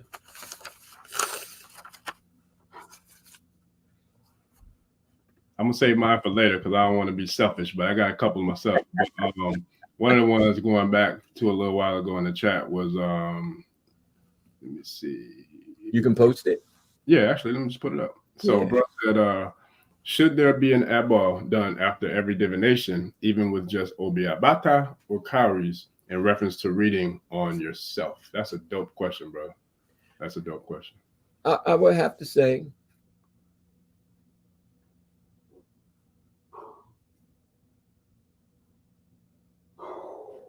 yes. Okay. Now, let's break down this word ebo. If by ebo you mean sacrifice, okay, then the answer is definitely yes. Now, what type of sacrifice? Okay. What type of sacrifice? It might be sacrificing some old clothes that you may have laying around from someone who passed in your family. Okay. It may be sacrificing a certain viewpoint that you have. It may be, an ebo that requires a bloodless sacrifice. Okay. Fish. Okay. Something that doesn't bleed much. And that can be placed forward. Now, I have a whole story behind that one, but I don't want to get into that. But yeah, so a question about the ebo, and when you call upon the Odu, then yes, some type of sacrifice / adimu should happen. Other than that, you might as well just you go to a reader, or use tarot cards, or whatever. But once you invoke the Odu, okay, with cowries, the Marin de Logun, because 9 shells up, Osa, 3 shells up, Ogunda, when you start calling those names, reciprocity has to occur. Why are you calling on me to do something for you and you're not willing to do something for yourself? Okay. For that self in you that connects me as a divinity to you. I'm not connected to your situation. That's something we need to get over. I'm not connected to your situation, and quit putting me in your situation. I'm connected to you. Put me in you. And let's handle this. Now, well, are you willing to make the sacrifice? Are you willing to change? It's not always about a goat or a chicken or blood sacrifices and all that kind of hyped up stuff that people keep throwing at us until we come to think that, well, if we're not doing it like that, then we're not doing it right. I'm like, are you kidding me? Of all of the millions of people who were our ancestors, who built the Benin Wall, who had the civilizations of Oyo, Benin, okay? Are you telling me that every time they got a divination, they went and got a goat or something like that? It's like, come on, people, come on. Okay. But that's what's been taught, Baba. Yes, but you know, that's back to our initial statement. And sorry if it seems like I'm getting a little empowered here because I'm just a drum. get Okay. dangerous. Get dangerous. That's what we here for. We Just, here for it. they working me right now. I'm telling Here. you. Okay. Yes, So no, everybody wasn't running to make an air bow every time a little something ever happens. It's like, come on, we were building civilizations. Okay. And we had armies, and yeah, like every other place on the planet, we warred, but we don't even show that because see how we fought against each other, but we don't say that when we see Chinese people fighting against each other, or Japanese people, or Europeans, World War I, World War II, Christian wars, and everything else that went on. We don't have that same type of look at them, But when we show ourselves, like, no, because it's not that we're fighting one another that we're not shown. We're not shown because we don't want to be embracing heroism. We don't want to be embracing valor. We don't want to be embracing strength. We don't want to be embracing might. Mighty armies went out and created the Oyo Empire, the Benin Empire. Mighty armies went out and did it. And who consisted of what did those armies consist of, or who did those armies consist of? They consisted of people, and those people, those soldiers, had beliefs, and they had a construct, and they were taught, they were educated. Who built those Benin walls, the largest pre-industrial structure ever built, 4 times larger than the Great Wall of China. Multiple times. Who built them and how and why? We aren't given privy to that because we're still stuck on, how many stones in your pot? Please. Okay. We got to stop being infantized. Everybody's a child, Godchild. No. Okay. Let's make grown-up decisions and do grown-up shit. Okay. And pull all of this back into perspectives. So yeah, we got a whole lot of elbows to make. We do. And we got to burn our weaknesses and our misconceptions on the altars of our Orisha and on the altars of Orunmila, on the altars of Ifa. What good is that goat going to do? And we still go back and do the same stupid stuff and let people miseducate our kids and feel all shy about it. No, what good was it? What good was it? So you can handle that little situation? No, make the elbow, but understand where the real sacrifice must occur. Within self. Yeah. Within self. Excellent. Phenomenal answer, Baba. Phenomenal. And bring all the smoke, man. We're here for the danger. That's everybody from we here for that. That's what we're about, man. We're about that life. So with that, man, the next one we have, which I love this one. Shout out to Brown Eye Black Star. Said as a Nigerian, American, Igbo, and Yoruba, the channel has channel and knowledge has been instrumental in learning about her cultural tradition. That I want to share her question. She had a question in regards to okay, here it goes. I'm not sure. My bad. I couldn't tell the on my screen is small. My bad, brother, if it's you. But either way, we appreciate the love and support. But they had a question as well. I was trying to find it. Here it is. So this was the question: would Ifa tell someone that they need to remain in their faith, like if they were into Christianity or whatever their faith might be? Okay, I would have to say no. Okay, now the gentrification of Ifa under the Portuguese and the Spanish. Now, see, we have to keep in mind that there's been many stages and many offshoots of Ifa. Okay, not only in the motherland, but also as a result of the trafficking. Okay, the labor trafficking and the sex trafficking of our people to the New World. Okay, and so when the syncretism with Catholicism happened, the overlording system was Christianity, and everything kind of had to more or less fall into place under that.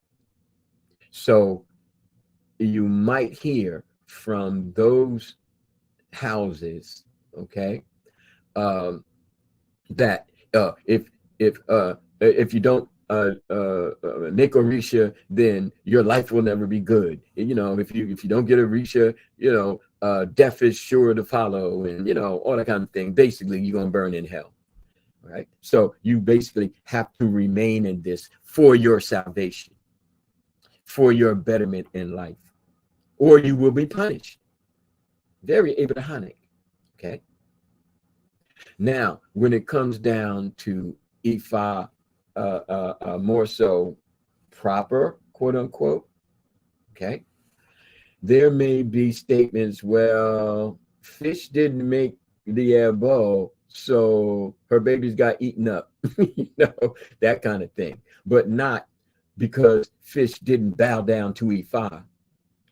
You see, that her babies got eaten up. No, fish didn't respond to the situation and do what was called for in order to rectify what was ever going on.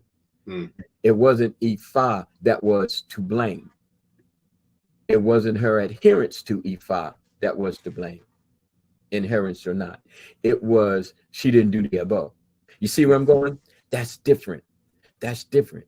Where there's no, you know, you're gonna burn in hell, or you have to stay here for your betterment. Now, the next time she has babies, she goes to the diviner, and the diviner says, well, you got to do this and do that. And she remembers, well, last time I didn't do it. Okay, so I don't want to repeat this. So, okay, what do I have to do? And then she goes and does it. And these babies survive. But it has nothing to do with you have to be, you know, under, you know, the Pope like, or the, you know, the indoctrination in order for you to be an adherent to Ifa. You may never get a divination and be just as connected to Ifa as somebody who goes every other month. You may never make priesthood and be just as priestly as those who do. You may never become a Babalao or Ianifa and be just as connected to the cosmology of the Odu as they are. You can be initiated and in this faith in so many different ways, in so many different ways. The others, you know, the Abrahamics, the Western indoctrination, they may be a little bit more it's this way or the highway. You know what I mean? So hopefully that answers your question. You know, the answer is no. You can be just as spiritualized and connected to your ancestors and just as brilliant and just as much a part of Ifa, and you may never have even heard the word Ifa. But then when you do hear it, you start dancing, you know, you start smiling, you start like, yeah, because that's the channel that I've been trying to reach. Okay. Yeah. That's the channel that I've been trying to reach. And when I hear it, it's like I'm on. But I've been growing into it all the time. But I don't have to buy my way into heaven. You know, I just have to be my way into the heavenly states. Orun Ray. The heaven.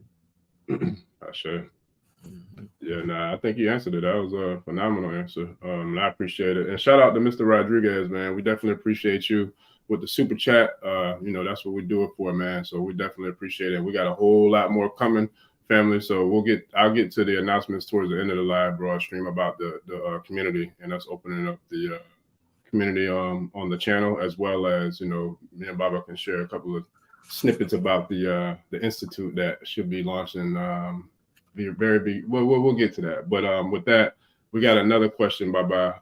It was Let me see. I'll find it. It was okay, here we go. How did Orunmila get the title of, what is it, Agbonri Egun? Agbonri Regun. Mm-hmm. I wasn't there.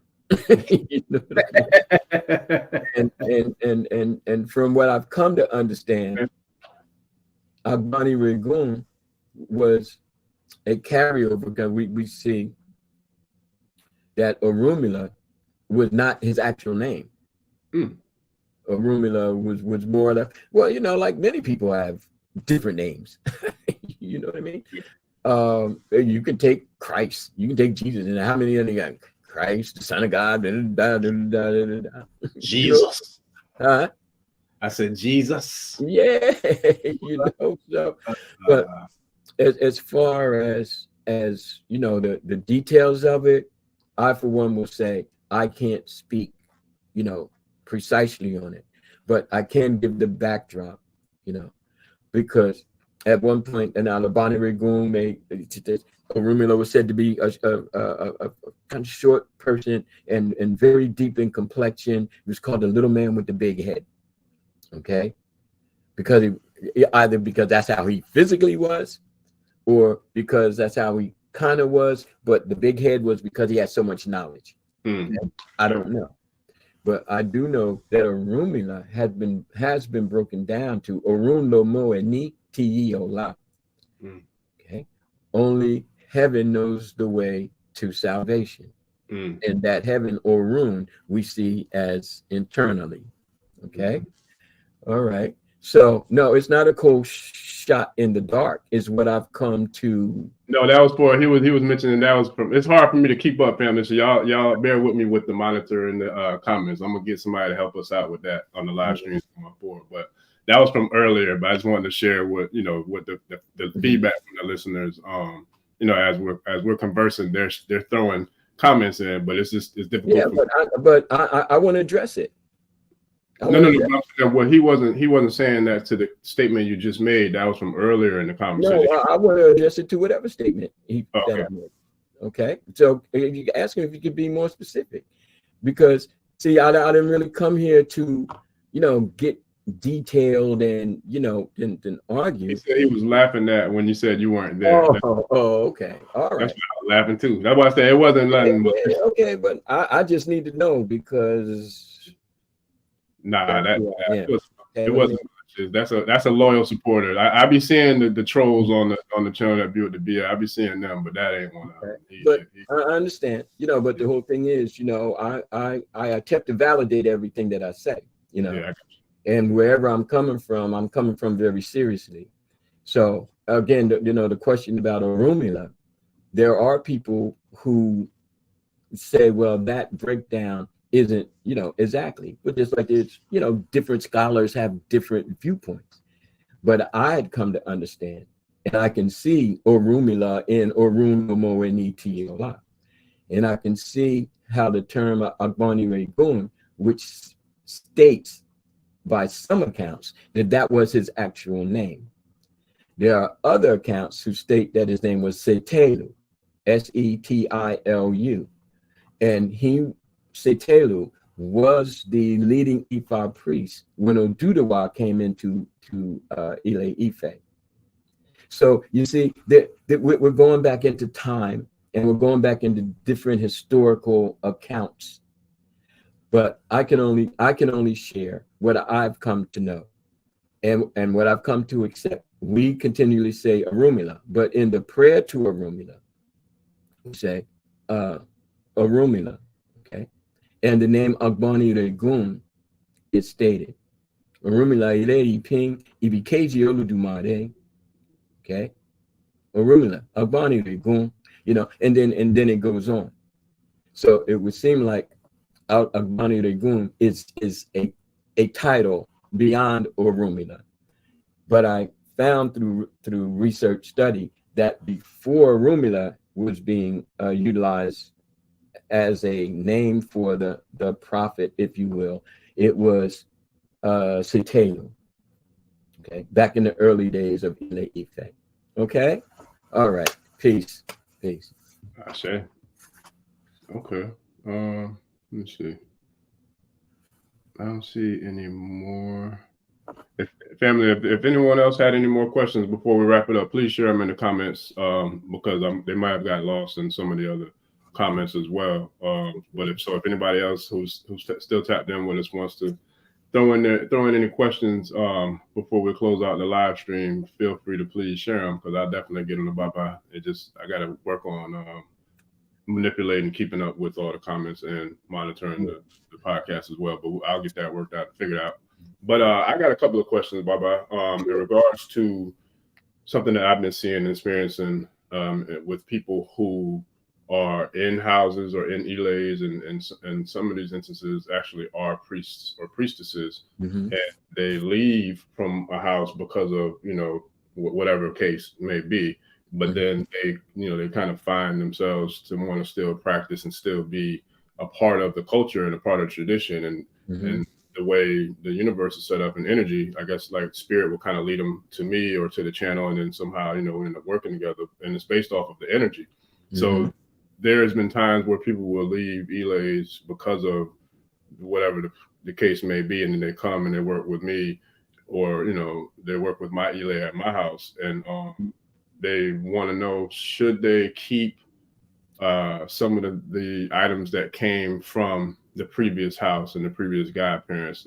For example, should they keep the same E-Day that they got when they were initiated or they received their hand of Ifa, or should they keep the same Ilekes that they were presented when they, should they hold on to those spiritual totems based upon maybe a soured relationship or a ended relationship with the previous, Olowo godparent or Ile? So how would you respond to something like that, Baba? Or what would be your... I would have to start off with, if that's what you feel to do, if that's what you feel to do, if that's the way that you as the individual feel closure, then, by all means. But if you were to ask me if you should, then I would respond, not necessarily. Okay. I would suggest, okay, spiritual bath with the lattes and the day. Okay. Light your incense, light your candles, boil up those herbs. Okay. Because see, it's not those ilekes or that E-Day that makes you. You make you. And if they aren't set to empower you, or you feel disempowered by them, then make the grown-up decision. Either you're going to discard them again because you want closure, or you feel as though there's something on them. What could possibly be on them? That you don't allow to be there. That part. Okay.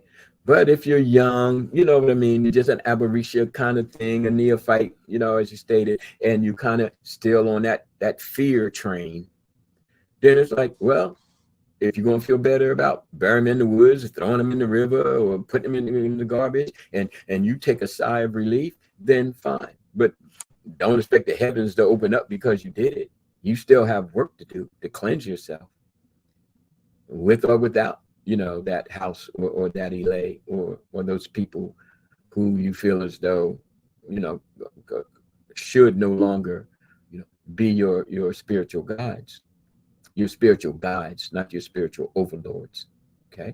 So fine. But if you feel as though like, I just need to cleanse it, I just need to cleanse it. I'm good. You know what I mean? What going to be. I'm just going to cleanse it.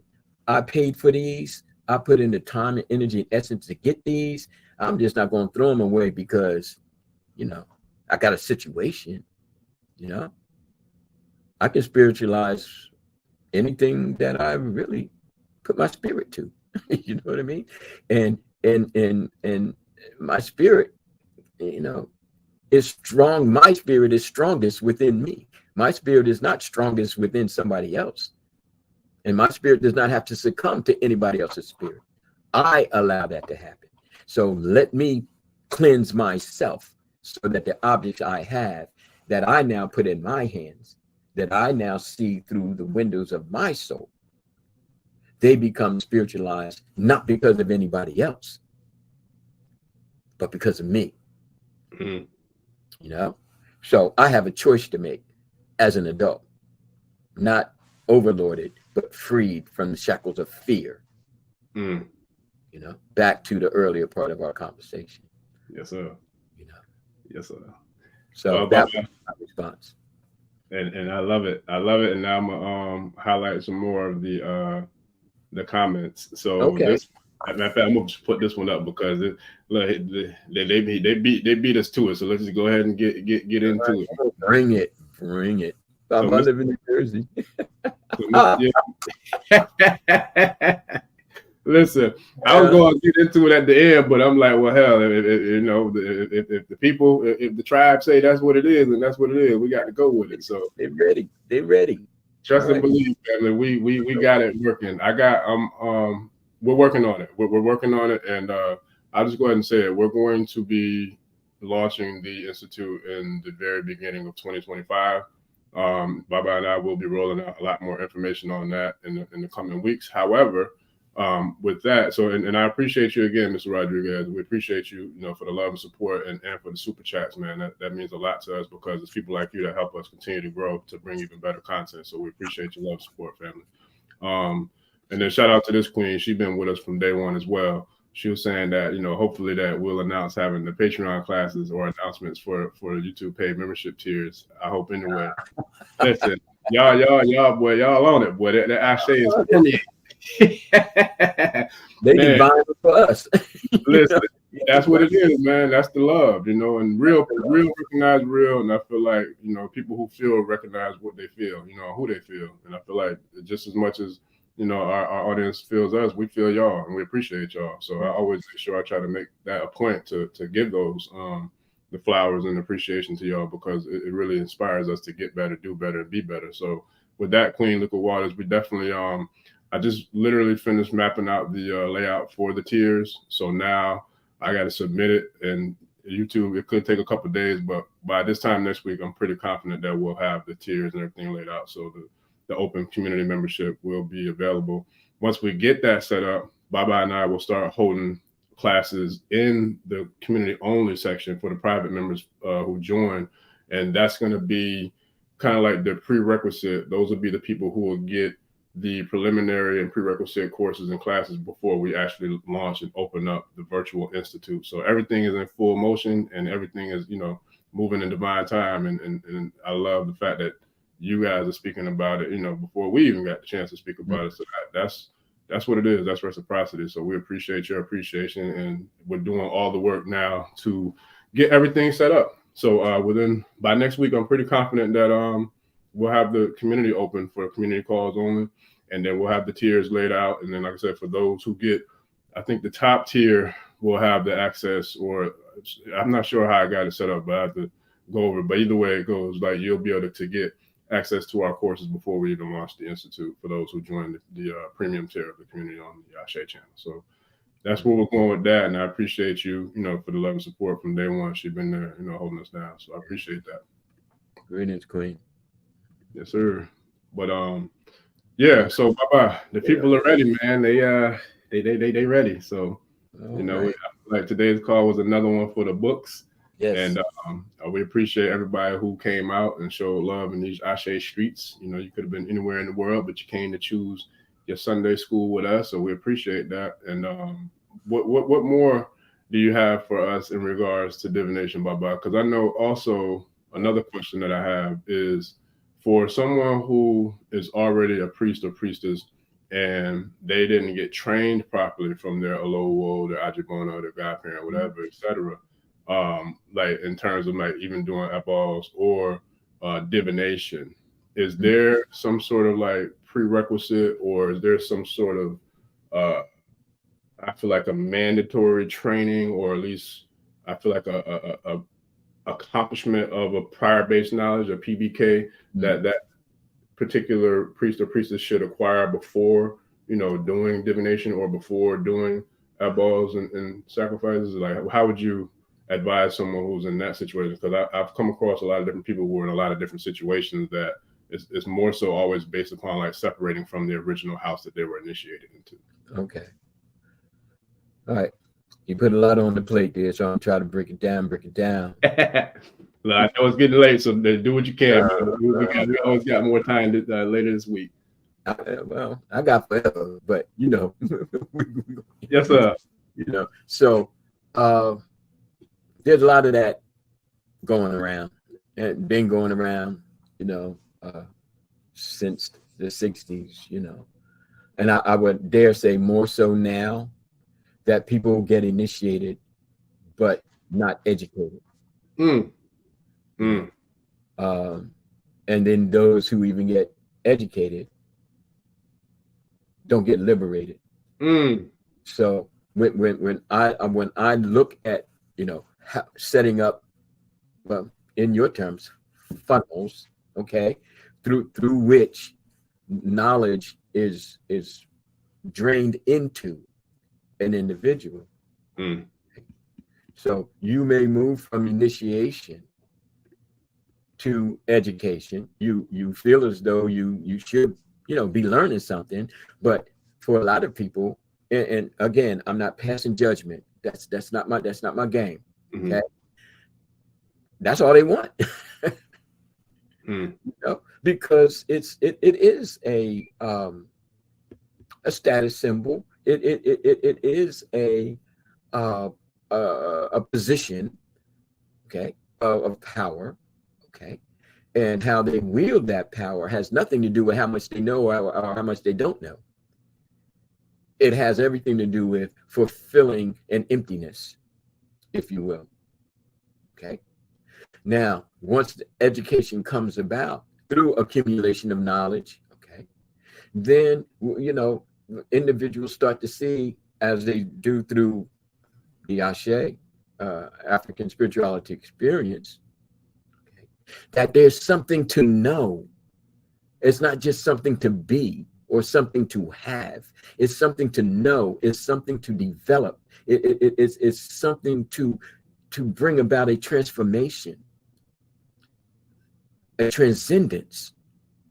Now we're at the doorstep of transcendence, and it could happen either way. You know, it's not ABC. It could be BCA, CAB. You know, when you reach a state of transcendence through your meditations, your experiences, and like you find something about initiations, and it's like, wow, I need to check this out. And then you learn, or you learn about it, and then that triggers something. And then it's like, okay, let me get initiated. And then you find out that you can be transcended by it. You see what I'm saying? But those three have to, they're there. So, but as time goes on and technology goes on, and dare I say, people have more money. Yeah. You know, then it's like, okay, I went to get a divination, and they said I need to make priesthood, and I need to do it right away. I always stay clear of that right away. Yes, sir. You know, that's an operative term to give me your money. Yeah. What I mean, I said, yeah, those are sales tactics. It's called or FOMO, fear of missing out. Like, and that's something that's used in sales. So for the listeners, if you're dealing with people who telling you that, I would definitely be wary and raise an eyebrow, because they're not doing it for the right reasons. Yeah. Because that's a true salesman, you know what I mean, tactic and strategy to close a sale. So it's like, I've never done that with anybody I've ever worked with. You do what you can do when you can do it. Just know I'm here when you're ready. Exactly. Never hear another text, call, email, DM, nothing from me in regards to anything that came up in your message for you. It's when you're ready and you're able to do it, let me know, we make it happen. But people who do that, they in it for the wrong reason, and they're trying to get money. Back to that the question about, you know, Ifa Christianity. Well, if you don't accept Jesus right now, you know, you got to do it right now, and you got to tithe, and you got to do this, and you got to do that. You got to do everything. Yes, sir. You know, except, you know, take responsibility and accountability.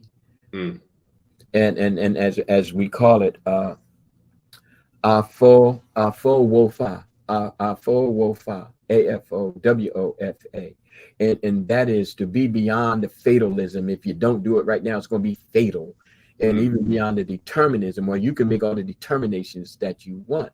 But when you get into Afowofa, say that 10 times fast, Afowofa, then you start to reshape and you start to re-influence the destiny that you've been born with. You see? But see, we don't get into these terms because we're not into that life. But I'm bringing into terms because people who are just getting initiated and not educated and not liberated, forgive me for saying this, but it's not more abodes that you need. Facts. You know? It's not more abodes that you need. It's more development. It's more development that you need. Sure. And that's why institutions such as this are coming about, not just to get you to hurry up and get in it, but for you to say, oh, I'm at a certain point now where I'm starting to peep a whole lot of things. Yes. Including myself. Why am I in this? What am I doing with this? Yeah. Okay. So here we go. The Oloye is talking about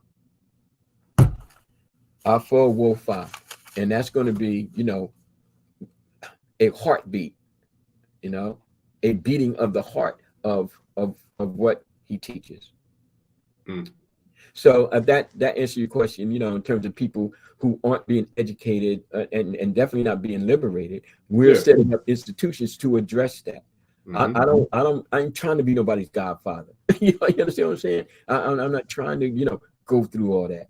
But do your luo, okay, and sitting, you know, as an oba, but not in a political sense, but in a sense of the responsibility that I have for my people. I go to spiritual war every day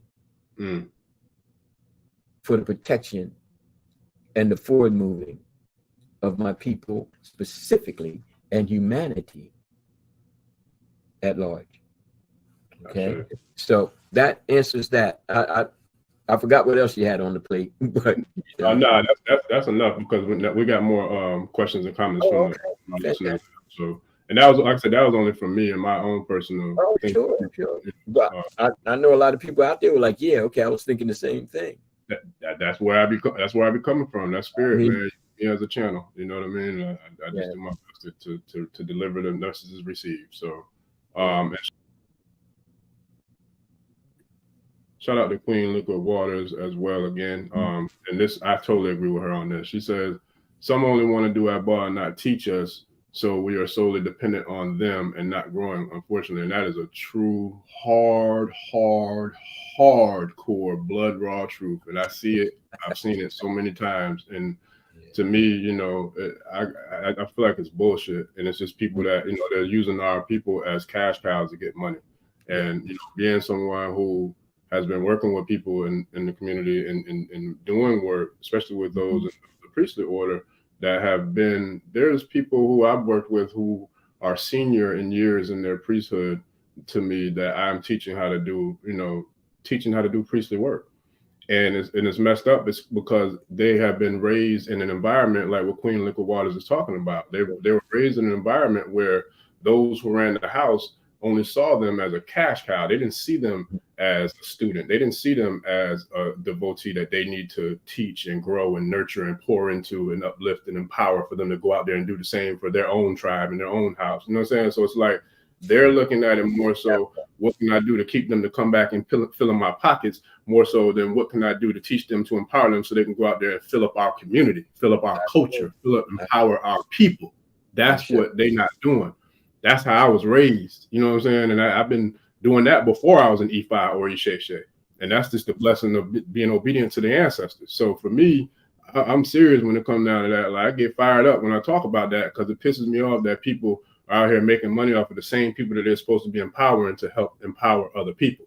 So that's a problem that we're looking to eliminate to the best of our ability, because when you rock with us, we're going to give you what we got. And that's because that's what it's for. Ashe. Another one.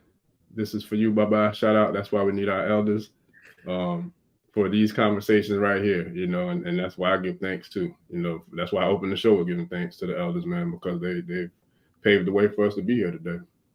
Ashe. Oh, and real quick, last one I got before we get ready to roll, unless we got more questions or you got more, Baba. But also in regards to the funnel, Baba, also y'all can visit Temple of the Mystic Path to hop on and invest in Baba's books. I believe there's about, I don't know, maybe six books on there, Baba. In regards to into regards to his work that he's done, phenomenal work, and we'll be, you know, tapping into and utilizing quite a bit of these brilliant works as outlines and as, you know, the foundation and the fundamentals to the curriculums that we'll be sharing in the institute as well as in the private community. So if y'all want to get an early jump on Isese, Imoye, no, not Isese, but Imoye, Global Perspectives, let me see, Elder Reflections Book 1 and 2, as well as the Ifa Orisha Religious Tradition, New Global Perspectives, Souls of Myrrh, and A Place of Nights are all on Baba's Temple of the Mystic Path website. So if y'all want to support Baba and invest in some more knowledge to get a deeper understanding, overstanding, outerstanding, and understanding of where all this information and wisdom and Ashe comes from, he laid it all out in his work, you know, for us to read as well. So, you know, if y'all want to check out Baba's Temple of the Mystic Path to grab, you know, your copy of those books as well. And yeah, that's definitely where you can start. And to add, well, first of all, Modupwe, you know, to everyone, thanks, Rishabemi, okay, and to all of the Ifa Sheshe listeners, you know, just thank you. Thank you. Now, in addition to the books that are on the funnel, Temple of the Mystic Path, the Handbook of Yoruba Religious Concepts, and Isese, Messenger of the Yoruba Tradition, they're both on Amazon, and because they are industry published, we couldn't put them on the funnel. The funnel also has PDFs, so you just press the button and you'll have the PDF of the book. But if you want the hard copy, you can go to Amazon. So you have options.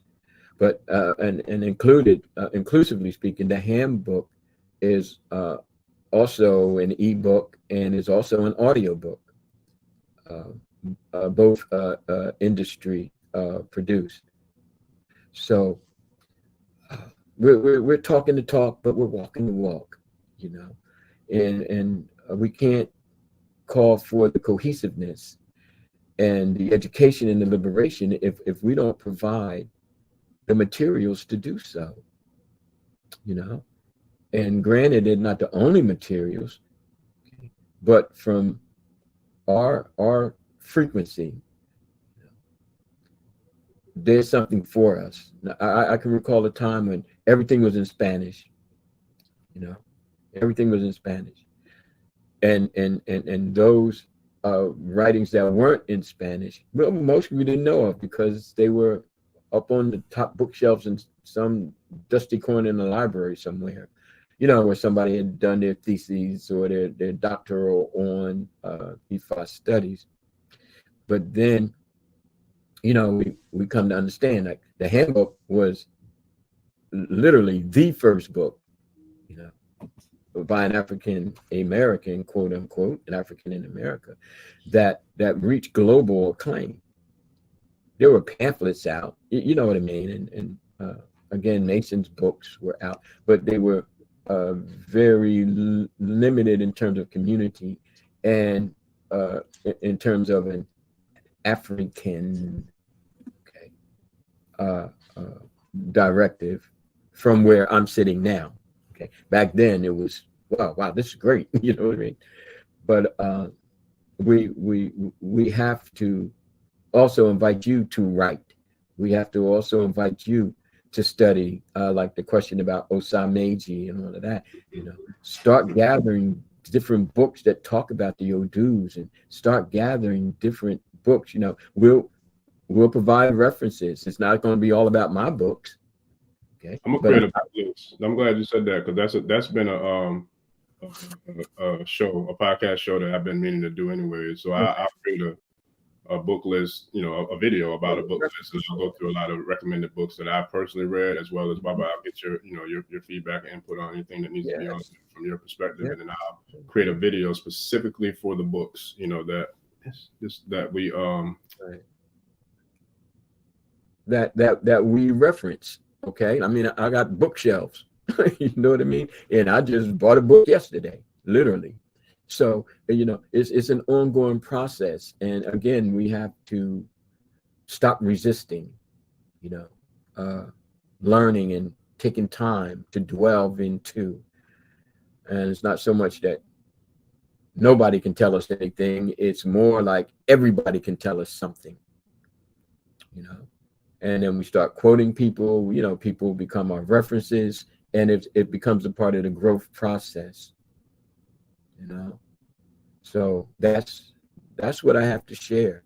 Let's continually expand our prior knowledge base so that we can actually see more clearly the grace and the glory of our ancestral bearing. Yeah, my bad too. Yeah, I gotta I covered it. We're good. Yeah, but talking about that technology, this doggone camera I use is a so-called smart camera, so it's different. Well, I figured it out by different hand gestures that I'd be doing that triggered the damn camera to start moving, and motion, like a motion sensor. Yeah, it want to do what it want to do, thinking I'm doing game language or sign language to it or something. But so yeah. Anyways, but yeah, I'm gonna do that book video of books, the references and all. Yeah, and then I'll put the link in the description as well. And then for those for today's show, I'm also put the Temple of the Mystic Path link in our description of this show once it is uploaded as an actual podcast video on the channel, as well as the Amazon link to the handbook and OGC as well. I put all those on there for those who want to support Baba before we start the Institute. But yeah, we'll definitely be sharing and referencing a lot of that work, as well as work of others to really bring about a much deeper African spirituality experience, to those who are interested in joining. So I look forward to it. I can't wait to get it popping, because if y'all think we having fun on this one, wait till we get on the private calls where we can really talk and turn up without worrying about strikes and all that other stuff, man. So I'm looking forward to it for sure. Let's see. I think we got one more, Baba. One more, Baba. Let me see. See that one, Baba? Tawede. Yes. Okay. In global perspectives, new global perspectives. Okay.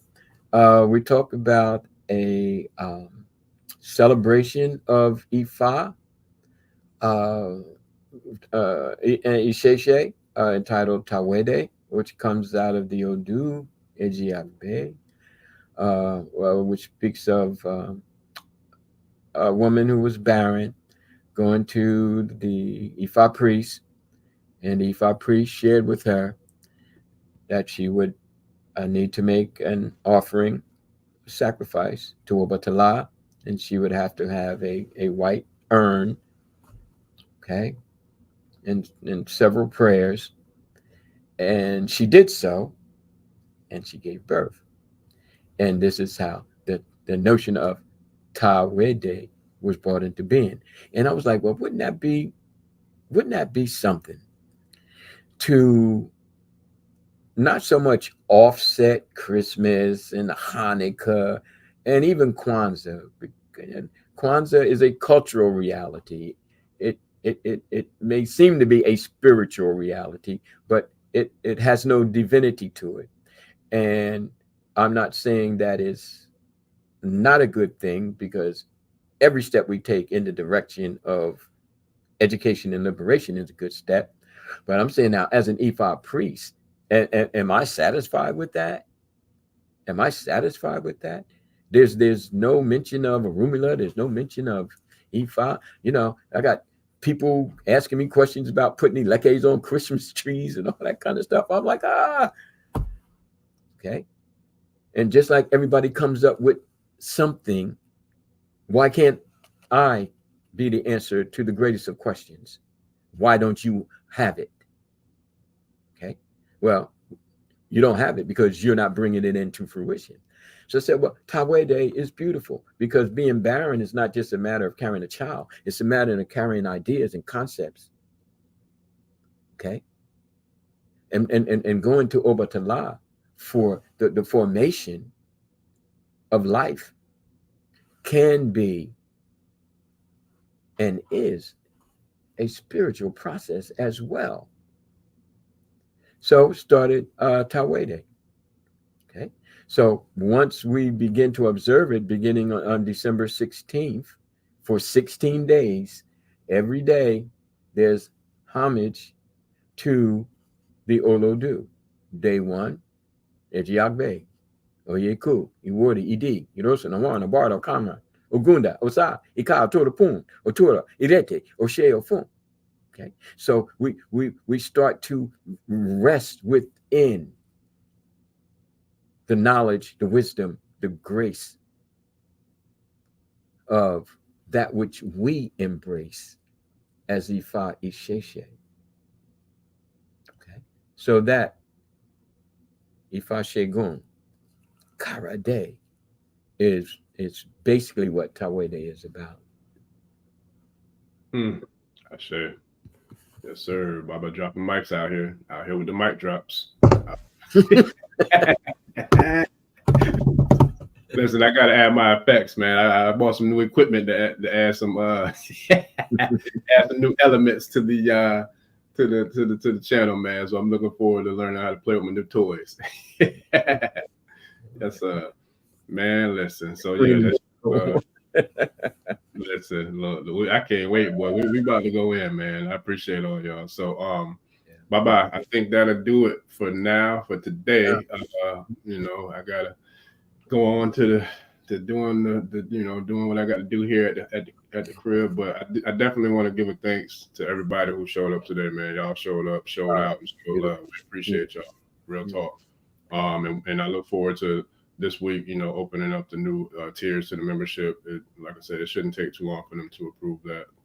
They have to approve the tiers that I lay out in order for them, you know, for me to make it go live on the channel. So that hopefully shouldn't take too long. By next weekend, I'm pretty confident it'll be activated. And yeah, we'll be moving on to the next phase. And for those who came on board, man, I truly appreciate y'all. And stay tuned, man, because we got a lot more heat coming. A lot more heat. I got some very powerful guests lined up that's confirmed dates. Some of them haven't confirmed yet, but I'm gonna wait until they confirm before I start to promote some of them on the channel to let you guys know. Some of them may be live streams as well. But yeah, I definitely appreciate the love and support from each and every one of y'all, family. Thank y'all for coming and spending this good Sunday with us. Even those who might not have been too fond of my brilliant singing, although at the beginning of the show, but it was on my spirit. So I'm a little man. I ain't gonna let nobody, you know, rain on my sunshine. I don't care what it is. Ifa lolo ni, Ifa lolo na, Ifa lolo tunla pwelue. Ifa is the owner of today. Ifa is the owner of tomorrow. Ifa is the owner of today after. Yes, sir. So we give homage to Orunmila, Agbani Regun. Okay. Ibikeji Oludumare, Orunmila, Agbani Regun, the little man with the big head. Okay. Second only to Olodumare. Yes, sir. Yes, sir. Big facts. Yeah, man. I love it. I love it. Bye-bye. You got anything for the good people for the tribe before we get up out of here? I do. Okay. Here's my heart. You have my heart. And deep within my heart is my soul. You know, and know this, and until my last breath and beyond, I have nothing else to give except my devotion to Ifa and my assistance to all those who feel the necessity of reconnecting, re-embracing, reinventing self. Okay. That's what I leave you with. Mic drop. Another one. Another one.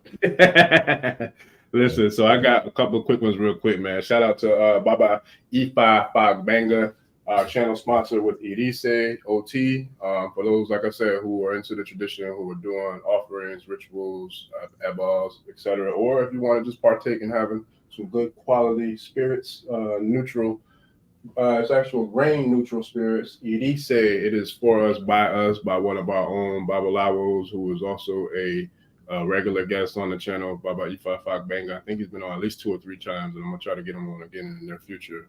But yeah, shout out to him, man. I'll have the link to his spiritualgangster.com for you to grab your bottle or a couple or 2 or 3 or 4 of the OT of Isese. And if you do, send a shout out to let Baba Ifa Karade know that you're a tribe member of the African spirituality experience, and that you definitely want to let him know that too, because he's definitely a staple within our community, not just from sponsoring the channel, but also from being a guest that brings a lot of knowledge and wisdom and understanding as well. So with that, I give thanks again. I can't thank y'all enough. I'm looking forward to this week. We got some big things popping.